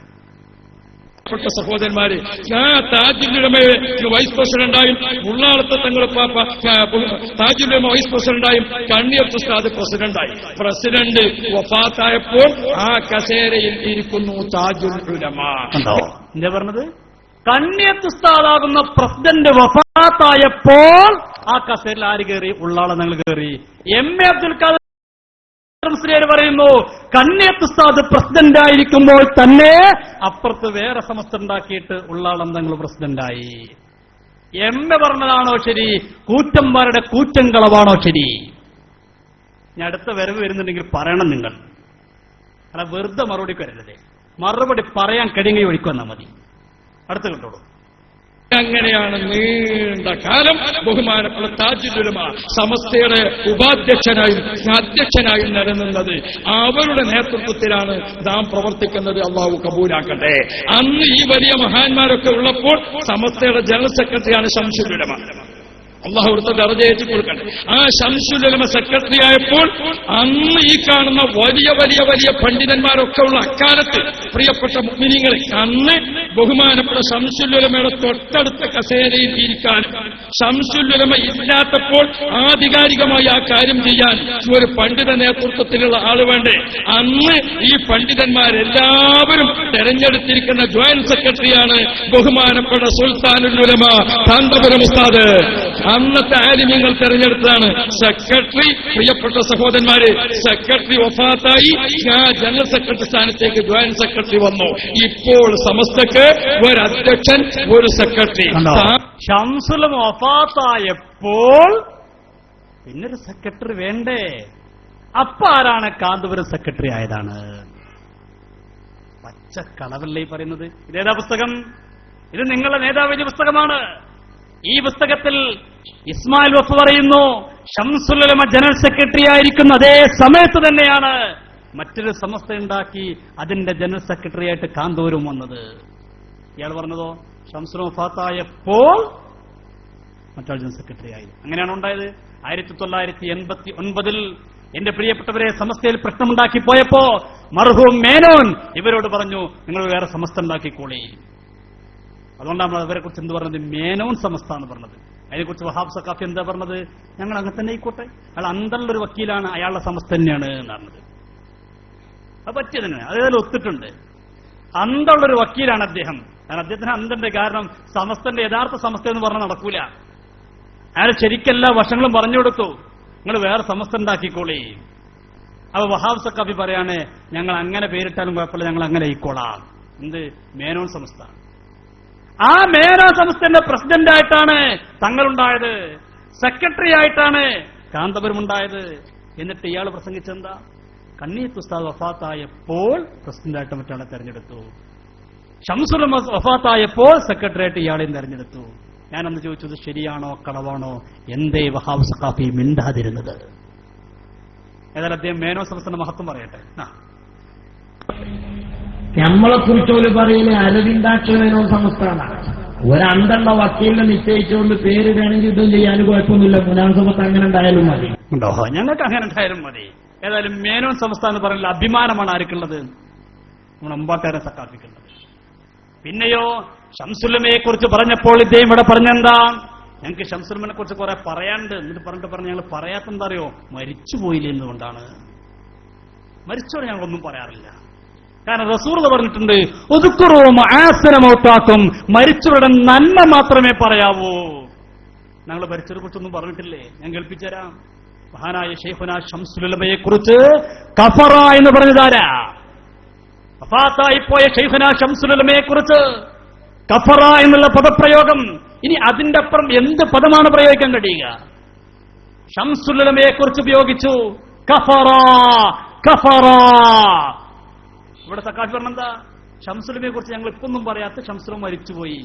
കഫറ പറഞ്ഞതിന് ശേഷം മരിച്ചത് അന്ന് ഈ ഹദീസില്ലേ? ഒതുക്കുറും ആസനം ഒത്തോക്കുന്ന ഹദീസില്ലേ?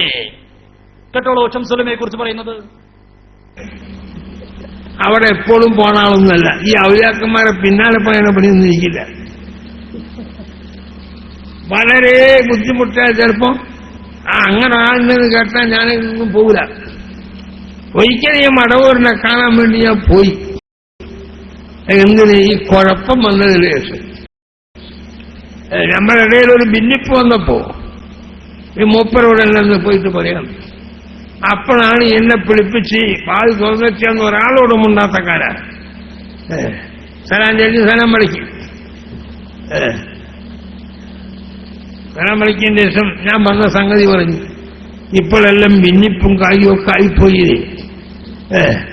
അതുകൊണ്ട് ഞാൻ അന്താരൽ ഹക്ക്, നിങ്ങൾ ഹക്കിന്റെ മേൽ അടിയുറച്ചു നിന്നോളൂ.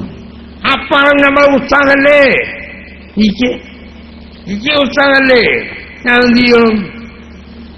അന്താരൽ ഹക്ക്, നീ ഹക്കിന്റെ മേൽ അടിയുറച്ചു നോക്കണം. വീണ്ടും ഞാൻ പറഞ്ഞപ്പോൾ കഫറ മടവൂ. എന്താ പറഞ്ഞത്? കഫറ. ആരെക്കുറിച്ച്? ശൈഖുനാ ശംസുലുലമ ഇ.കെ. ഉസ്താദ്. ശംസുലുലമ ഇ.കെ. ഉസ്താദിനെ കുറിച്ചാണ് ആ പദപ്രയോഗം നടത്തിയത്.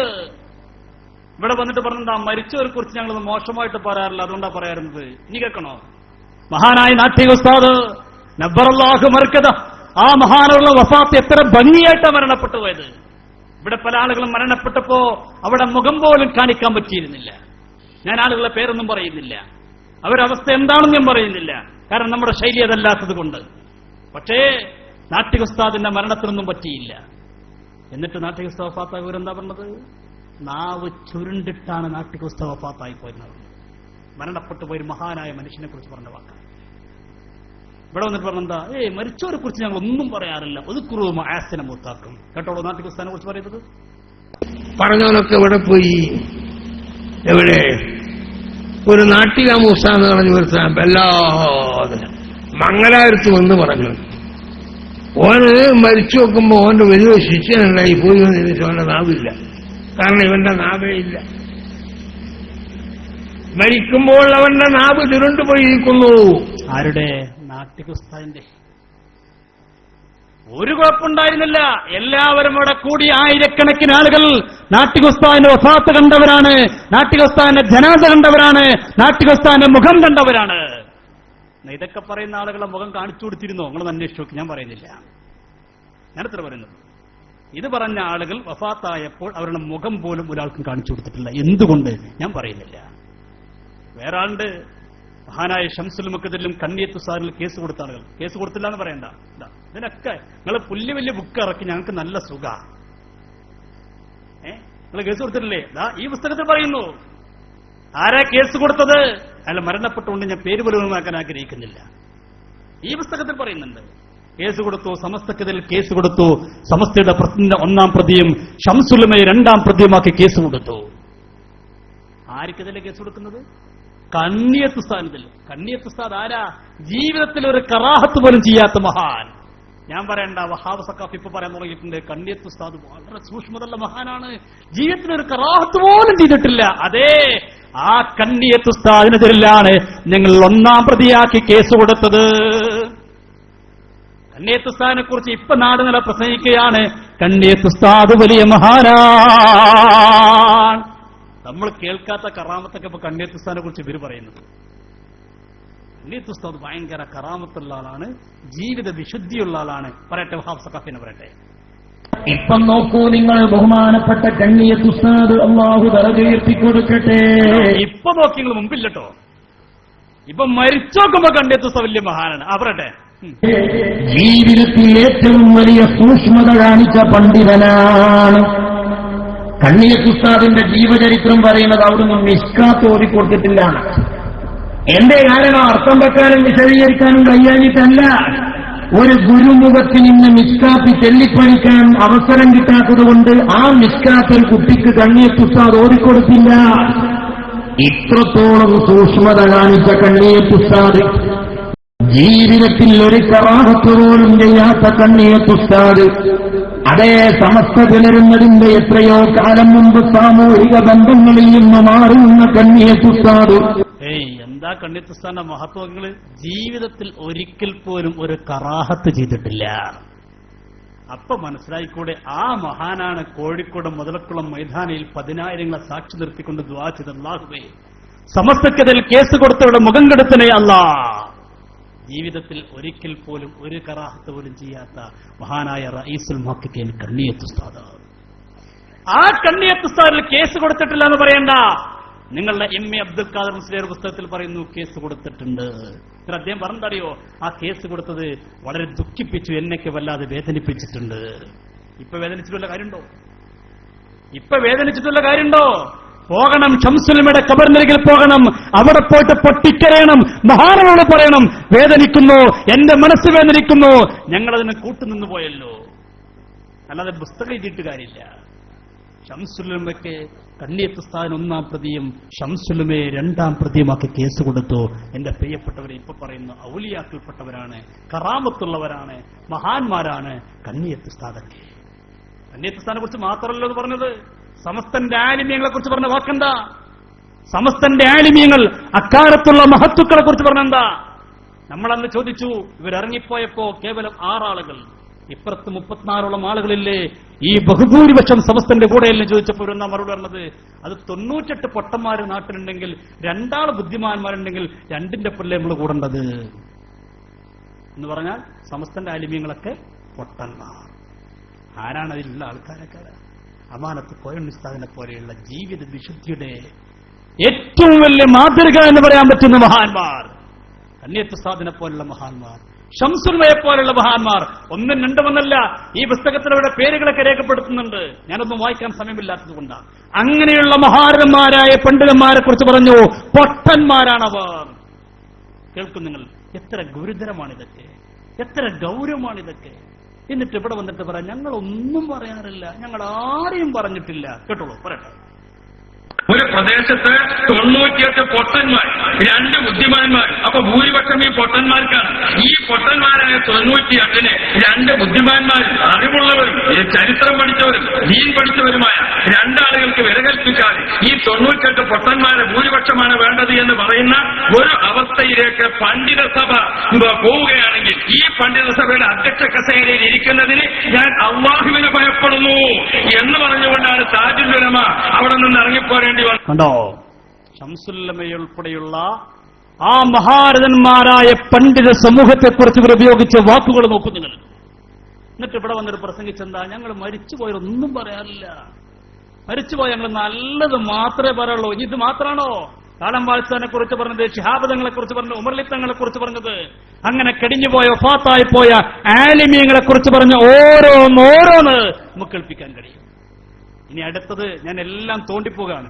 ഇൻഷാ അല്ലാഹ് വേണ്ടി വന്ന ബാക്കി പിന്നെയും പറയാം, ഇനിയുണ്ട് പറയാം. ഒക്കെ തോണ്ടിപ്പോണം എപ്പോഴും, കാരണം നമുക്ക് ഒരുപാട് വിഷയങ്ങൾ ഇവിടെ ടച്ച് ചെയ്യാനുണ്ട്. മറ്റൊന്ന്, മുടിയെക്കുറിച്ച് ഞാനന്നിവിടെ സൂചിപ്പിച്ചിരുന്നു. എന്തേ മുപ്പരും ഉണ്ടായിരുന്നത്? എന്താ മുടിമ തൊട്ടില്ലല്ലോ.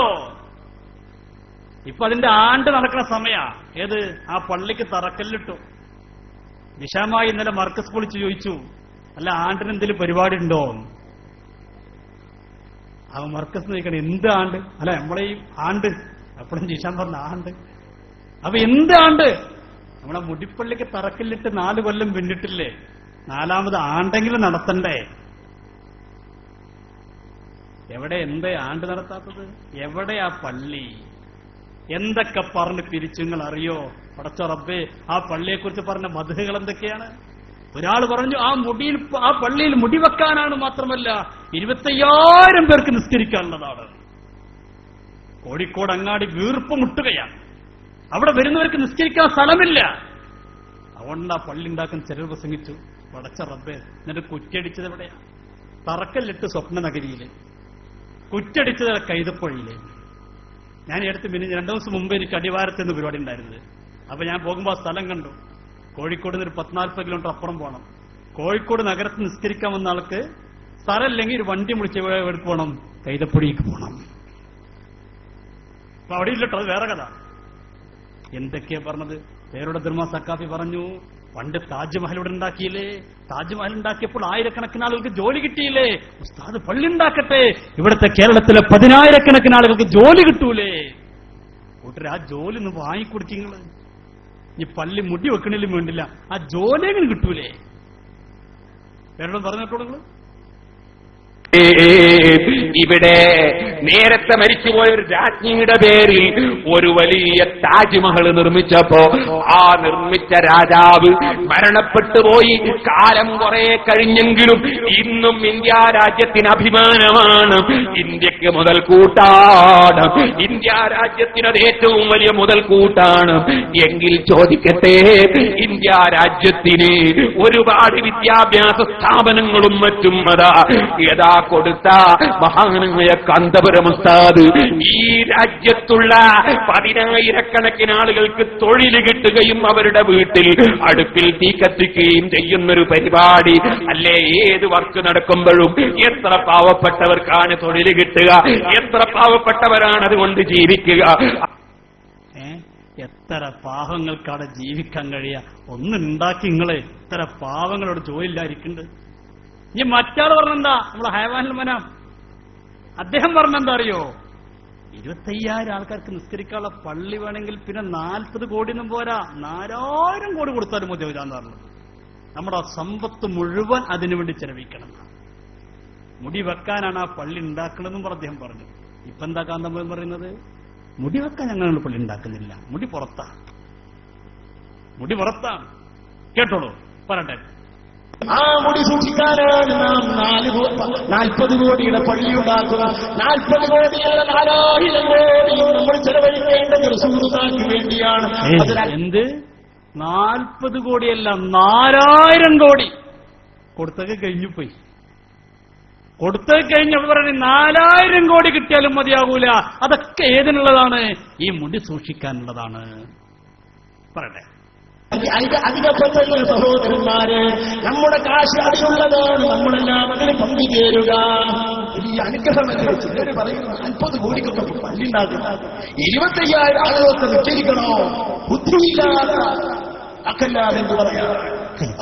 ദേഷ്യം പിടിച്ചിട്ട് പറയണേ, 25,000 ആൾക്കാർക്ക് നിസ്കരിക്കണേ 40 കോടി 4,000 കൊണ്ട് പള്ളിയൊക്കെ ഉണ്ടാക്കണ്ടേ? ഈ ബുദ്ധിയില്ലാത്തവർ നമ്മോട് ദേഷ്യം പിടിക്കുക. സുഹൃത്തുക്കളെ, ഒന്നുണ്ടാക്കി എവിടെയാണ് ആ സാധനം? നിങ്ങളെ സിറാജ് പത്രത്തിൽ കൊടുത്തതെന്താ കണ്ട? ഞാൻ വായിക്കാം. സിറാജ് പത്രത്തിൽ നല്ല കളർ ഫോട്ടോ കൊടുത്തു. ഷെയറെ മുബാറക്ക് മസ്ജിദ് ഉയരുക ജനകീയ പങ്കാളിത്തത്തോടുകൂടെ. 2011 ഫെബ്രുവരി 13-ാം തീയതി ഫോട്ടോ കൊടുത്തിട്ട് പള്ളിയുടെ മഹത്വം പറഞ്ഞിട്ട് പറഞ്ഞു 2 വർഷം കൊണ്ട് പൂർത്തിയാക്കും. എത്ര വർഷം കൊണ്ട്? 2. ഇത് മഷ്റയിലെ വർഷത്തിന്റെ കണക്കാവുണ്ട്. ഒരു ദിവസത്തിന് 50,000 ദിവസത്തിന്റെ ദൈർഘ്യ. 2 വർഷം കൊണ്ട് പൂർത്തിയാക്കും. നിങ്ങൾ കേട്ടോളൂ, പള്ളിയുടെ മഹത്വം പറയുന്നത്. ഇന്തോ സാരസൻ ശൈലിയിൽ നിർമ്മിക്കുന്ന പള്ളിയുടെ മധ്യഭാഗത്തെ ഉയരം കൂടിയ താഴെക്കുടത്തിന് താഴെയായിരിക്കും തിരുകേശം സൂക്ഷിക്കുക. മുടി എവിടെ വെക്കുക? പള്ളിയുടെ മധ്യഭാഗത്ത് വലിയൊരു കുബ്ബ.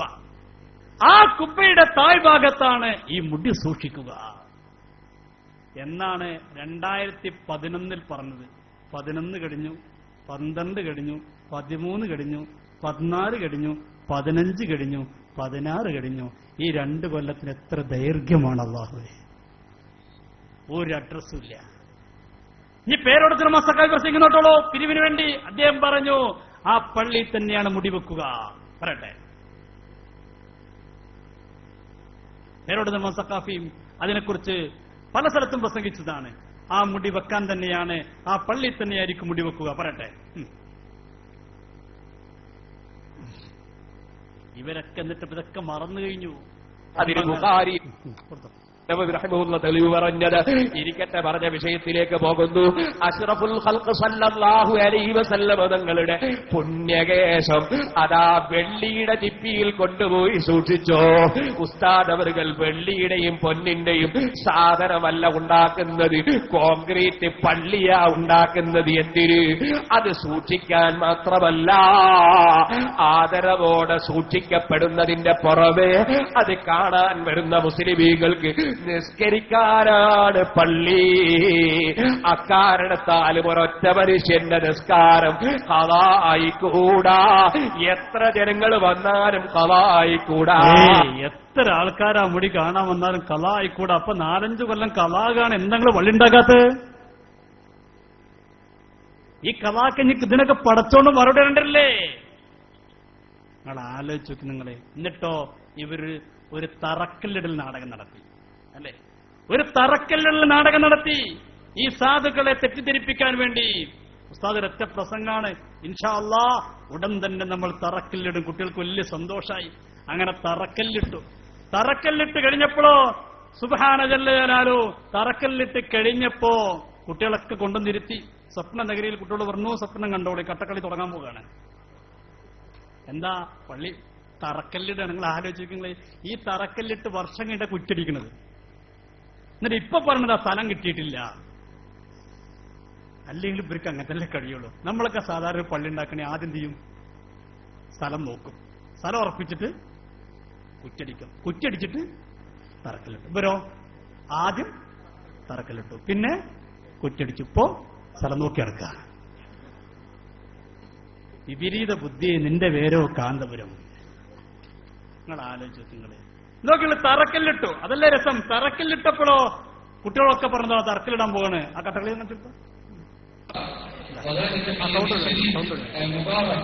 കല്ല് മാത്രം ഇങ്ങനെ ആദ്യം മൂപ്പർ അതിന് കട്ടച്ചു കൊടുത്തു, അടുത്ത കട്ട വെച്ചു കൊടുത്തു. അങ്ങനെ കട്ടകളി ഇങ്ങനെ പൂർത്തിയായപ്പോ കുട്ടികളെ മനസ്സിലാക്കണ്ടല്ലേ ഇതന്നെയാണ് കേട്ടോ. അപ്പോഴും കുട്ടികൾ പ്രതീക്ഷിച്ചു പഠിച്ചവനെ ഷെയറേ മുബാറക് എന്നെങ്കിലും തെളിഞ്ഞു വരും. അതും ഉണ്ടായില്ല. എന്നാ കട്ടമണ്ടൊരു പേരെഴുതുമ്പോ ആ പേരെഴുതാ. എന്താ കട്ടമ വന്നത്? മസ്ജിദുൽ ആസാർ. ഇന്നലെ വരെ കുട്ടികളൊക്കെ ബോർഡ് വെച്ചത്. അന്ന് ഇവിടുന്ന് പോകുമ്പോ നമ്മളോടൊക്കെ പറഞ്ഞത് എന്തായിരുന്നു? ഓരോ നാട്ടിൽ നിന്ന് കുട്ടികൾ പോകുമ്പോ അങ്ങനെ വെല്ലുവിളിച്ച്, കണ്ടടാ കണ്ടടാ നിങ്ങൾ പറഞ്ഞില്ലേ പള്ളി വരൂല, ഇതാ വന്നുകൊണു, ഇന്ന് തറക്കല്ലിടാൻ പോകണേ, ഷറേ മുബാറക് സിന്ദാബ എന്നൊക്കെ പറഞ്ഞു പോയി. തറക്കല്ലിട്ട് കട്ടട്ട് വെച്ചപ്പോഴോ മസ്ജിദുൽ ആസാർ. അപ്പൊ നമ്മളെ വഹാബ് സക്കാഫ് എന്താ മറുപടി അറിയോ? എന്താ മറുപടി എന്നറിയോ? അത് മലയാളം മാറ്റി അറബിയാക്കിയതാണ്. എങ്ങനെയുണ്ട്? എന്നിട്ട് പറഞ്ഞാൽ വിവരമുള്ളവർക്ക് എനിക്ക് കഴിയുള്ളൂ. അമ്മാരി വിവരം ഉണ്ടാണെങ്കിൽ മർക്കത്ത് തന്നെ ഓതും വേണം. വേറെ ഞാനൊരു പെട്ടല്ലോ, എന്തപ്പോ ചെയ്യാ? അന്ന് പോകുമ്പോ ആലോചിക്കണ്ടേ? നിങ്ങൾ ആലോചിക്കുന്നത് വഹാബ് സഖാഫിന്ന് പറയട്ടെ. വഹാബി ഇതിന്റെ പേരിട്ടപ്പോ രണ്ടാളെ പേരിന് ന്യായീകരിച്ചത്. പേരോടെന്താ പറഞ്ഞറിയോ? അത് ബേബി ആയിഷയാണ്. എന്താ ബേബി ആയിഷ? ഞാൻ ആദ്യം കേൾപ്പിക്കാം. ആദ്യം വഹാബ് പറയട്ടെ, എന്നിട്ട് അറിയുക. തിരുകേശപ്പള്ളി എന്നുള്ളത് മസ്ജിദുൽ ആസാർ ആക്കിയില്ലേ എന്ന് പറഞ്ഞ അറബി മലയാളം മാറ്റി അറബി ആക്കിയില്ല. അത് വിവരമുള്ളവർക്ക് അങ്ങനെയൊക്കെ ബേക്കൂല മനുഷ്യൻ. വലിയ വിവരം തന്നെയല്ലേ ഇതൊക്കെ. നിങ്ങളെപ്പോലത്തെ 4 എണ്ണം അപ്പുറത്തുണ്ടായി ഞങ്ങളെ സംഘടന ശരിക്കും വളരും. കൂടുതലൊന്നും വേണ്ട, 4 എണ്ണം. ഒരു വഹാബ്, ഒരു പിരിയൻ, പിന്നെ ഒരു അരിയൻ, അങ്ങനെ 4-5 എണ്ണം ഉണ്ടായാൽ മതി. പക്ഷെ പിരിയൊന്നും ഇപ്പൊ രംഗത്ത് വരുന്നില്ല. നമുക്ക് സങ്കടം അവിടെയാ. ഇവർക്കൊന്നും വന്നു കിട്ടണ്ടേ? ഏതായാലും നോക്കും നിങ്ങൾ, ഇതിന് പേരിട്ടു. അപ്പൊ പേരോടിനോട് ചോദിച്ചു, പേരോടിനോട് പ്രവർത്തകന്മാർ ചോദിച്ചു, അല്ല നമ്മള് ഇതുവരെ പറഞ്ഞു ഷെയറ മുബാർക്ക് എന്നല്ലേ പറഞ്ഞത്, ഇപ്പോൾ മസ്ജിദുൽ ആസാറായില്ലേ? അപ്പൊ മറുപടി എന്താ അറിയോ? ആദ്യത്തത് പേരിട്ടതല്ലാതെ പേര് വിളിച്ചതാണ്. ഏത് ഹോസ്പിറ്റലിൽ നമ്മൾ കുട്ടികൾക്ക് ബേബി ആയിഷ. എന്നാ പിന്നെ അങ്ങനെ ഇടേണ്ടത് ബേബി എ പി എന്നിടേണ്ടത്. ഷെയർ പാർക്കുന്നില്ല. ഹോസ്പിറ്റലിൽ കുട്ടിക്ക് പേരിടുന്നവരെ ഉമ്മാനിലേക്ക് ചേർത്തിട്ട് എന്തിടും? ബേബി ആയിഷ ഇടും. എന്നാ പിന്നെ ഉമ്മാനിലേക്ക് ചേർത്തിട്ടാണ് എന്താണുള്ളത്? ബേബി AP ഇടണം. കേട്ടോളൂ. കേരളത്തിലെ എല്ലാ കവലകളിലും ഫ്ലെക്സ് ബോർഡുകളിൽ ഷെഹ്റെ മുബാറക് മസ്ജിദ് എന്നാണ് കാണുന്നത്. പിന്നെ എന്തുകൊണ്ടാണ് ഷെഹ്റെ മുബാറക് മസ്ജിദ് എന്ന പേര് മാറ്റി വേറെ ഒരു പേരിട്ടത്?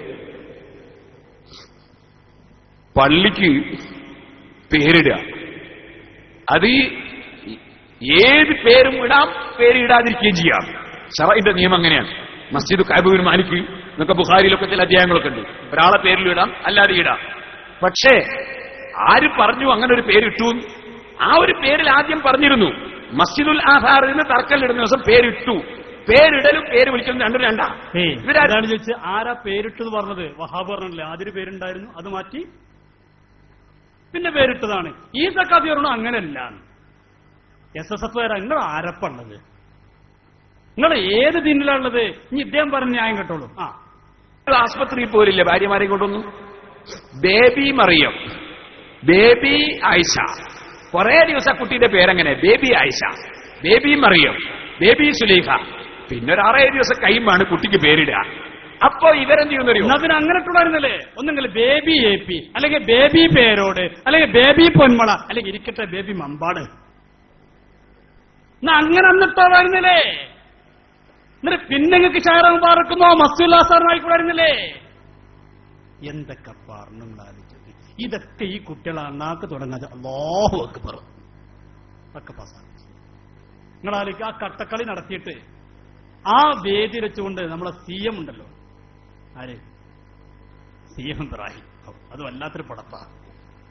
അത് ഹെലികോപ്റ്ററൊക്കെ വാങ്ങിക്കൊടുക്കാറുണ്ട്. അപ്പൊ അതിന് അഡ്രസ് ഇല്ല. എവിടെ പോയി അസാവായാലോ. കാരണം മൂപ്പരത് പറഞ്ഞിട്ടാണ് പിന്നെ കർണാടകയിൽ മത്സരിച്ചത്. കർണാടക അദ്ദേഹം മത്സരിക്കുന്ന സമയത്ത് ഞാൻ കർണാടകയിൽ പല ഭാഗത്തും പ്രസംഗിക്കാൻ പോയിരുന്നു.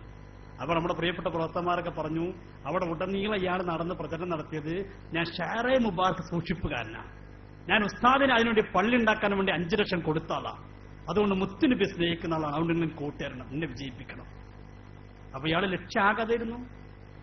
ഈ പറഞ്ഞൊരൊറ്റ കാരണം കൊണ്ട് നിങ്ങൾ ആലോചിച്ച് നോക്കി. കർണാടക തെരഞ്ഞെടുപ്പ്, കഴിഞ്ഞ നിയമസഭ തെരഞ്ഞെടുപ്പിൽ അവിടെ കോൺഗ്രസ് നിർത്തി എല്ലാവരും ജയിച്ചു. ഒന്നിനും പറ്റാത്തൊരു കൊട്ടത്തറിനെ പിടിച്ചെടുത്താൽ ഒന്നും ജയിക്കുക. അങ്ങനെയൊന്നും കഴിഞ്ഞ കർണാടക തെരഞ്ഞെടുപ്പ് നിർത്തിയവരൊക്കെ ജയിക്കുക. പക്ഷേ കർണാടകയിലെ രാഷ്ട്രീയ രംഗത്ത് മുൻ കേന്ദ്രമന്ത്രി കൂടിയായ CM ഇബ്രാഹിം തോറ്റു എന്ന് മാത്രമല്ല 3ാം സ്ഥാനത്തേക്ക് വമ്പിച്ച വിജയം. 2 ആയില്ല, പിന്നെ 3ാം സ്ഥാനത്തേക്ക്. എങ്ങനെയുണ്ട് ഷെഹ്റെ മുബാറക്കിന്റെ ബർക്കത്ത് തൂക്കിങ്ങൾ? അത് ചില്ലറ സാധനമല്ല. മുത്തുനബിന്റെ മുടിക്ക് വല്ലാത്ത പ്രത്യേകത ഉണ്ട്. അതിന്റെ പേര് തട്ടിപ്പ് കൊണ്ടുവന്നാൽ ആ തട്ടിപ്പുകാർ പരാജയപ്പെടുന്നതിന്റെ തെളിവാണത്. യഥാർത്ഥ ഷെഹ്റെ മുബാറക്കിന്റെ ബർക്കത്തിന് ഞാൻ പറയുന്നത് അതിന്റെ ബർക്കത്ത് അവിടെ കണ്ടത്. എന്നിട്ട് ഇയാൾ ഈ തറക്കല്ലിടൽ നാടകം നടന്നപ്പോ ഇയാൾ പറഞ്ഞെന്താ അറിയോ? ഇങ്ങനത്തെ പള്ളി ഇവിടെ മാത്രമല്ല കേരളത്തിന്റെ എല്ലാ ഭാഗത്തും വരുന്ന പറഞ്ഞത്. അത് സുഖമുണ്ടല്ലോ. എന്താ, ഒരു കട്ടുണ്ടായാൽ മതി, ഒരു ബോർഡുണ്ടായാൽ മതി, പിന്നെ കുറെ അന്തംഗമ്പികളായ കുട്ടികളുണ്ടായാൽ മതി. ഒരാവശ്യമുള്ളൂ, വേറൊന്നും ആവശ്യമില്ലല്ലോ. അയാൾ പ്രസംഗിച്ചെന്ന് കേൾക്കും നിങ്ങൾ. ഒരു പയ്യല്ല മലപ്പുറത്തും കയറോ? ആ ഏത് ഈ ബേബി ആയിഷ മലപ്പുറത്തും കയറും. പിന്നെ കണ്ണൂരിലുണ്ടാവൂ. ഇനി പള്ളികൾ നിർമ്മിക്കുന്ന കാലം തുടങ്ങിപ്പോയി. എന്ത് ഇങ്ങനത്തെ കുറെ കട്ടപ്പള്ളി ഉണ്ടാക്കാൻ ആർക്കാ കൂട്ടാൻ കഴിയാത്തത്? എന്നിട്ട് മൂപ്പര് ഏപ്പിന് ശാസ്ത്രം ചോദിക്കാണ്, നമ്മോട് ചോദിക്കാണ്, ഇങ്ങനത്തെ ഒരാൾ നിങ്ങളുടെ കൂട്ടത്തിലുണ്ടോ? എങ്ങനത്തെ സ്ഥലം എവിടെയാന്ന് പറയാതെ കുറ്റിയടിന് മുമ്പ് തറക്കല്ലിട്ട് ആ കട്ടക്കളി കളിച്ചിട്ട് കുട്ടികൾ പോകുമ്പോൾ ഇങ്ങനെ കട്ടെടുത്ത് തിരിച്ചു പോയ ഇമാരി തട്ടിപ്പേരങ്ങളെ കൂട്ടത്തിലുണ്ടോ? അപ്പോഴും കുട്ടികൾ അല്ലാഹു അക്ബർ ഇറ്റൊന്ന് സെമിയല്ലാലും എന്ന് പൊന്തി നോക്കണ്ട, നല്ല വിഷയറിയുള്ളൂ. ഇത് എപ്പോഴും അല്ലാഹു അക്ബർ കീപ്പിട്ട് പോകണേ. ഇടക്കൊന്ന് തല പൊന്തിച്ചോക്കണ്ടേ, സെമിയല്ലാഹു അലിം ഇതാന്ന് പറയണ്ടേ, എന്നാലേ കട്ടക്കളി ബോധ്യപ്പെടുള്ളൂ. ആ സാധു പറയണോ നിങ്ങള്?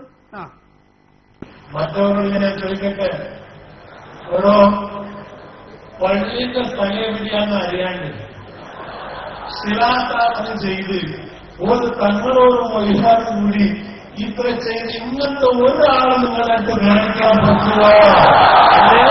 പള്ളിയുടെ സ്ഥലം പറയാതെ എവിടെയെന്നറിയാതെ ഇത്രയും ആളുകൾ കൊടുന്നിരുത്തിയിട്ട് ഇമ്മാര് കളികളിപ്പിക്കാൻ പറ്റുന്ന അപ്പുറത്തുണ്ടോ? നമ്മളോട് സീൻ ഇബ്രാഹിമിനോട് ഞങ്ങൾ പറയുന്നു, അങ്ങത്തൊന്നു പോയിട്ട് അര പോയിട്ട് കാല് പോലും ഞങ്ങളുടെ കൂട്ടത്തിലില്ല. അതാണ് ഞങ്ങളുടെ പ്രത്യേകത, അതാണ് സമസ്തന്റെ പ്രത്യേകത. ഞങ്ങളെ ആദ്യം സ്ഥലം ഉറപ്പിക്കും, എന്നിട്ട് ഒരു സ്കെച്ചും പ്ലാനൊക്കെ ഉണ്ടാക്കും. എന്നിട്ട് ഞങ്ങൾ സ്ഥലമൊക്കെ ഉറപ്പിച്ചതിന് ശേഷം കിബിലേക്ക് തിരിച്ച് കുറ്റിയടിക്കും. എന്നിട്ടാ ഞങ്ങൾ തർക്കലിടുക. അങ്ങനത്തെ കുറെ എണ്ണം ഞങ്ങളുടെ അടുത്തുണ്ട്. അങ്ങനത്തെ ഒന്ന് അപ്പുറത്തുണ്ടോ? അങ്ങനത്തെ ഒന്ന് അപ്പുറത്തുണ്ടോ? നിങ്ങൾ ആലോചിച്ചു എത്ര പിരിച്ചു ഇതിന്റെ പേരിൽ, എത്ര പിരിച്ചു? ഈ പേര് പറയുന്നു 1000 രൂപ വെച്ച് ഒരാൾക്ക് പിരിക്കും. പിന്നെ കുറച്ചു ദിവസം കഴിഞ്ഞപ്പോൾ എനിക്ക് തോന്നി 1000 കൊണ്ട് ശരിയാകൂല. അപ്പൊ അടുത്ത സിറാജിൽ എന്താണുള്ളത്? ഈ സംരംഭത്തിൽ നിങ്ങളും പങ്കാളിയാകുക. മസ്ജിദ് ഭൂമി 1 സെന്റിന് 1 ലക്ഷം രൂപ. എവിടെ സ്ഥലം കൂട്ടരെ? 1 സെന്റിന് 1 ലക്ഷം. ഏതാണ് ഈ സ്ഥലം? എല്ലാ സ്ഥലത്തും 1 സെന്റിന് 1 ലക്ഷം ആവൂലല്ലോ. 10 ലക്ഷം ഉണ്ടാവൂലേ? ചിലപ്പോൾ 5 ലക്ഷം ഉണ്ടാവൂലേ? ചിലപ്പോൾ 25,000 ആയിരിക്കും. നിങ്ങൾ ഏത് സ്ഥലത്തിന് 1 ലക്ഷം നിശ്ചയിച്ചത്? ഇനി കേട്ടോളൂ, ഒരു മുസല്ലക്ക് 25,000 രൂപ. എത്ര സാധുക്കളാ മുസല്ല കൊടുത്തത്? എന്തിനേറെ ഏപ്പിയുടെ പ്രസംഗം എന്റെ കയ്യിലുണ്ട്. അതിൽ പറയാണ്, ഈ തറക്കലിടുന്നതിന്റെ തലേദിവസം ഒരു സാധു ഗൾഫിൽ നിന്ന് വിളിച്ചു പറഞ്ഞത്രേ, അവിടത്തേക്കുള്ള വാട്ടർ സപ്ലൈ മുഴുവൻ എന്റെ വകയാണ്. എവിടത്തേക്കുള്ള വാട്ടർ സപ്ലൈ? ഞാനൊന്നെന്റെ പ്രിയപ്പെട്ടവരെ സമയമില്ലാത്തതുകൊണ്ടിലേക്ക് കിടക്കാൻ ആഗ്രഹിക്കുന്നില്ല. ഇത്രയൊക്കെ പിരിച്ചിട്ട് അവസാനം ഈ സാധു പത്രക്കാര് ചോദിച്ചില്ലേ? പത്രക്കാര് ചോദിച്ചു. അപ്പൊ എന്താ മറുപടി പറഞ്ഞത്? പിരിച്ചിട്ടുണ്ടോ എന്ന ചോദ്യത്തിന് മറുപടി കേട്ടു നിങ്ങൾ. എന്താ പത്രക്കാരെ ചോദ്യം? താങ്കളുടെ ഒരു മാർക്കറ്റിംഗ് തന്ത്രമായിട്ടാണ് പലരും അതിനെ കാണുന്നത്. തിരികേശം സൂക്ഷിക്കാനൊരു പള്ളി ഉണ്ടാക്കുക, അതിനെ വലിയ തീർത്ഥാടന കേന്ദ്രമാക്കി മാറ്റിയെടുക്കുക എന്നിങ്ങനെ പത്രക്കാർ ചോദിച്ചപ്പോൾ മറുപടി എന്താ അറിയോ? അങ്ങനെയൊന്നും ഞങ്ങൾ പറയുകയോ പ്രവർത്തിക്കുകയോ ചെയ്തിട്ടില്ല. തിരികേശത്തിന്റെ പേരിൽ ഒരു പിരിവും ഞങ്ങൾ നടത്തിയിട്ടില്ല. പള്ളി ഉണ്ടാക്കാൻ ഇതിന്റെ ഒന്നും ആവശ്യവുമില്ല. സിറാജാണിത്. ഇത് മുദ്ര പ്രസ്താവന. SSFകാരാ നിങ്ങളൊക്കെ കൊടുത്തിട്ടില്ലേ? ഉസ്താദ് പറയേണ്ട ഒരു ആവശ്യം ഞങ്ങൾക്കില്ല.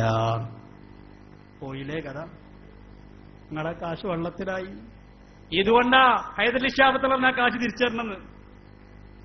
ഹൈദരലി ശാബത്ത് എന്ന് പറഞ്ഞല്ലേ ആ കാശ് തിരിച്ചു തരണം. കേരള ചരിത്രത്തിൽ കേട്ടിട്ടുണ്ടോ? പാണക്കാട്ടെ തങ്ങള് ബർക്കത്തിന് വല്ലതും കൊടുത്തിട്ട് തിരിച്ചു തരണമെന്ന് പറഞ്ഞ ഒരേ ഒരു സംഭവമുണ്ടെങ്കിൽ നിങ്ങളെ ബേബി ആഴ്ച മാത്രമാണ്. സാറെന്ന് പറയട്ടെ, പാണക്കാട്ടെ തങ്ങള് പൈസ കൊടുത്തിട്ട് പറഞ്ഞു എനിക്ക് തിരിച്ചു തരണമെന്ന്. പാണക്കാട്ടെ തങ്ങന്മാരൊക്കെ അങ്ങനെ പറയണമെങ്കിൽ ഇവരെവിടെ എത്തണം? നോക്ക് നിങ്ങൾ, എത്ര ഒരു മടിയില്ലാതെ പറഞ്ഞു. നോക്ക് നിങ്ങൾ, ഞങ്ങൾക്ക് അതിന് പിരിവിന്റെ ആവശ്യമില്ല, ഞങ്ങൾ പിരിക്കണില്ല, ഒന്നുമില്ല. ഇയാൾ തന്നെ പിരിച്ച ക്ലിപ്പുകൾ എന്റെ കയ്യിലുണ്ട്. ഞാൻ സമയത്തിന്റെ പരിമിതി മനസ്സിലാക്കിക്കൊണ്ട് അതിലേക്കൊന്നും കിടക്കാത്തത്. ഇൻഷാ അല്ലാഹ് ഒന്നുകൂടി വഹാബ് സഖാഫി അങ്ങൊന്നു വന്നെങ്കിൽ ഞാൻ കൊതിച്ചു പോകുന്നു. ഞാൻ അന്ന് എന്ത് തിരക്കാലും കുറച്ച് നേരത്തെ തന്നെ എത്തിച്ചേരാം. നിങ്ങളൊന്ന് വരി, നിങ്ങൾ ഇടക്കിടക്കൊന്ന് വരണം, ഞങ്ങൾ ആഗ്രഹമാണ്. എന്നാലേ നമ്മളെ പ്രവർത്തകർക്കൊന്ന് ഇളകി കിട്ടുള്ളൂ. നിങ്ങൾ എന്താ ജനവിടെ തടിച്ചു പിടിക്കുന്നത്? എത്ര ആളുകൾ അവിടെ തടിച്ചുകൂടിയിരിക്കുന്നത്? അന്ന് ഞാൻ വന്നപ്പോ ഇതിന്റെ കാഭാഗം ആളുകളില്ല. നിങ്ങളൊരൊറ്റ വരവിന്റെ ബർക്കത്താ. നിങ്ങൾ രണ്ടാമതൊരു വന്നിട്ട് എനിക്ക് വളരെ സന്തോഷമായി. എന്റെ പ്രിയപ്പെട്ട മുസ്ലിംകളെ ശ്രദ്ധിക്കുക, എത്ര ഗൗരവമുള്ള കാര്യങ്ങളാണിതൊക്കെ. പാണക്കാട് സയ്യിദ് ഹൈദരലി ശിഹാബ് തങ്ങൾ പറയുന്നത് കേൾക്ക് നിങ്ങൾ. അങ്ങനെ വഞ്ചിച്ചുകൊണ്ട് കൂപ്പൺ അവരിൽ നിന്ന് വാങ്ങിക്കൊണ്ട് ആരെന്തെങ്കിലും പണം വാങ്ങിയിട്ടുണ്ടെങ്കിൽ ആ പണം അവർ തിരിച്ചു കൊടുക്കണമെന്ന് പറയാൻ ആഗ്രഹിക്കുകയാണ്. കണ്ടോ ആരായി പറയുന്നത്? പാണക്കാട്ടെ പൂമുത്ത് സയ്യിദ് ഹൈദരലി ശിഹാബ് തങ്ങൾ. അതൊക്കെ ഒരു വാക്ക, അതൊക്കെ ഒരു പ്രസ്താവനയാണ്. എന്റെ പ്രിയപ്പെട്ടവരെ, എന്തൊക്കെയാണ് ഈ വിഷയങ്ങൾ? എനിക്കിതിന്റെ ഒരുപാട് ഭാഗങ്ങൾ പറയാനുണ്ട്. ഞാനിപ്പോ സത്യം പറയാൻ നിങ്ങളുടെ സങ്കടം പറയാം. ഞാൻ കൊടുന്നതിന്റെ ഒരു അംശം ഞാൻ തൊട്ടിട്ടില്ല, ഒരു ഭാഗം ഞാൻ തൊട്ടിട്ടില്ല. ഞാൻ ഇവിടെ കൊടുന്ന ചാർട്ട് ഞാൻ എനിക്ക് കാണിച്ചു തരാം, ഫോൾഡർ ഞാൻ കാണിച്ചു തരാം. ഒരു ഭാഗം ഞാൻ തൊട്ടില്ല. പക്ഷേ പരിമിതി ഉണ്ടെന്ന്. കാരണം ട്രെയിൻ അടുത്ത ട്രെയിനിൽ പോകാൻ ഇവർ റിസർവേഷൻ ചെയ്തു വെച്ചിരുന്നു. എനിക്ക് രാവിലെ പള്ളിയിൽ എത്ര അത്യാവശ്യമായതുകൊണ്ട് ഞാൻ തൽക്കാലം ഇപ്പം നിർത്തുകയാണ്. ഇൻഷാ അല്ലാഹ് അദ്ദേഹം വരട്ടെ. ഇനി നമ്മൾ വരുമ്പോൾ ഈ നിലക്കാവൂല. ഇനി നമ്മൾ ഫുൾ നിന്നുകൊണ്ടുള്ള പരിപാടി തന്നെ. ഞാൻ എന്തായാലും വേണ്ടില്ല, ആ നിലക്കായിരിക്കും ഞാൻ അടുത്ത വരവുണ്ടാകുക. എല്ലാവരും 3 സലാത്തല്ലേ ഒന്ന് ദുആ ചെയ്ത് നമുക്ക് പിരിയാം. സമയം ഇവിടെ എന്നോട് സംഘാടകർ 10:30 നിർത്തിയാൽ അങ്ങോട്ട് പോകാൻ ട്രെയിൻ കിട്ടുള്ളൂ. അവിടെ നിർത്തണം ആദ്യം അറിയിച്ചിരുന്നു. സമയം 10:30 കഴിഞ്ഞു, 10:30 ആയിട്ടുണ്ട്. അതുകൊണ്ട് ഇനി നീട്ടിക്കൊണ്ടുവന്ന് ഉചിതല്ലാത്തതുകൊണ്ടാണ്. ഒന്നും വിചാരിക്കാതെ കാസർഗോട്ടെന്നാണ് വരുന്നത്. അവിടെയാണ് ജോലി കൊണ്ട് അങ്ങോട്ട് പോകാനുള്ള പ്രയാസം കൊണ്ടാണ്. പിന്നെ കഴിഞ്ഞ പരിപാടി അവരെ പരിപാടി അവസാനിപ്പിക്കും. അവർ പറഞ്ഞു നിർത്തിണ്ടറിയോ, അവർക്ക് എന്തെങ്കിലും നിർത്തി കിട്ടണം. ആ പറഞ്ഞ SKSകാർ പോലീസ് സ്റ്റേഷനിലേക്ക് വിളിച്ചറിയിച്ചിട്ടുണ്ട്. അതുകൊണ്ട് നമ്മൾ നിർത്താണ്. എന്തിനാ കൂട്ടരെ, മരുന്നില്ലെങ്കിൽ ഇല്ലാന്ന് പറഞ്ഞാൽ പോരെ? മരുന്നില്ലെങ്കിൽ നിങ്ങളൊന്ന് പറയും. ഞങ്ങളെ പ്രവർത്തകന്മാരെന്ന് ആരാണ്? ഒരാളെ പേര് പറയാം. ഇവിടുത്തെ ഏത് പ്രവർത്തകനാണ് പോലീസ് സ്റ്റേഷനിലേക്ക് വിളിച്ചിട്ട് ആ പരിപാടി നിർത്താൻ പറഞ്ഞത്? ഞങ്ങൾക്ക് അങ്ങനത്തെ പരിപാടിയൊന്നുമില്ല. നിങ്ങളെ പോലെ ഇവിടെ പരിപാടി നടക്കുമ്പോൾ ചോറ് വെച്ചിരിക്കുന്ന പരിപാടി ഞങ്ങൾക്കില്ല. ഞങ്ങൾക്ക് അറിയാം. ഒന്നിവിടെ അന്നദാന നോട്ടീസ് അടിച്ചിറങ്ങിക്കുക. ഇവിടെ പരിപാടി നടക്കുമ്പോൾ മറ്റൊരു അപ്പുറത്തെ നോട്ടീസും പരിപാടി എന്താ? അപ്പുറത്ത് അന്നദാനം അങ്ങോട്ടൊന്നോളിയും ഏതെങ്കിലും SSF ഒന്ന് കേട്ട് നന്നായാലോ? അതിനപ്പുറത്ത് ചോറ് കൊടുക്കല. അതൊന്നും ഞങ്ങൾ ചെയ്യാനില്ല. ഞാൻ നിർത്തുകയാണ്. സല്ലല്ലാഹു അലാ മുഹമ്മദ് സല്ലല്ലാഹു അലൈഹി വസല്ലം. സല്ലല്ലാഹു അലാ മുഹമ്മദ് സല്ലല്ലാഹു അലൈഹി വസല്ലമ. اللهم صل على محمد يا رب صل عليه وسلم. അർഹമുറഹീമായ മലിക്കുൽ മുലൂക്കായ അല്ലാഹ്, ഞങ്ങൾ പറഞ്ഞതും കേട്ടതും നീ സ്വീകരിക്കണേ അല്ലാഹ്. നാളത്തേക്കുള്ള വലിയൊരു സൽക്കർമ്മമാക്കി കബൂൽ ചെയ്യണേ റഹ്മാനെ. അല്ലാഹുവേ, അറിയാതെ തെറ്റിദ്ധരിച്ചു പോയവർക്ക് സൽബുദ്ധി കൊടുക്കണേ അല്ലാഹ്. ഹിദായത്ത് കൊടുക്കണേ അല്ലാഹ്. അവരെ നന്നാക്കണേ അല്ലാഹ്. പടച്ച റബ്ബേ, ഞങ്ങളുടെ അഭിമന്യരായ ഉസ്താദുമാർ, നേതാക്കന്മാർ, മാതാപിതാക്കൾ പലരും രോഗികളാണ്. അവർക്ക് നീ ശിഫ നൽകണേ അല്ലാഹ്. അഭിമന്യനായ ശൈഖുനാ ചെറുശ്ശേരി ഉസ്താദ്, അല്ലാഹുവേ, പൂർണ്ണാരോഗ്യം നൽകണേ അല്ലാഹ്. ആഫിയത്ത് നൽകണേ അല്ലാഹ്. അല്ലാഹുവേ, പടച്ച റബ്ബേ, ആയുസ് നൽകണേ അല്ലാഹ്. അല്ലാഹുവേ, ഞങ്ങൾ ഈ സംരംഭത്തിന് ആരൊക്കെ ഏതൊക്കെ നിനക്ക് സഹായിച്ചുവോ അവരെ നീ സഹായിക്കണേ അല്ലാഹ്. കേരള ഇസ്ലാമിക് ക്ലാസ് റൂമിനടുത്ത് കണ്ടുകൊണ്ടിരിക്കുന്ന കേട്ടുകൊണ്ടിരിക്കുന്ന പ്രിയപ്പെട്ട പ്രവർത്തകന്മാർ, അവർക്ക് ആഫിയത്ത് നൽകണേ അല്ലാഹ്. അവിടെ എല്ലാ നല്ല ലക്ഷ്യങ്ങളും നിറവേറ്റി കൊടുക്കണേ അല്ലാഹ്. പ്രയാസങ്ങളൊക്കെ അകറ്റണേ അല്ലാഹ്. രോഗങ്ങളൊക്കെ ശിഫയാക്കണേ അല്ലാഹ്. റബ്ബനാ ആതിനാ ഫിദ്ദുനിയാ ഹസന വഫിൽ ആഖിറതി ഹസനതൻ വഖിനാ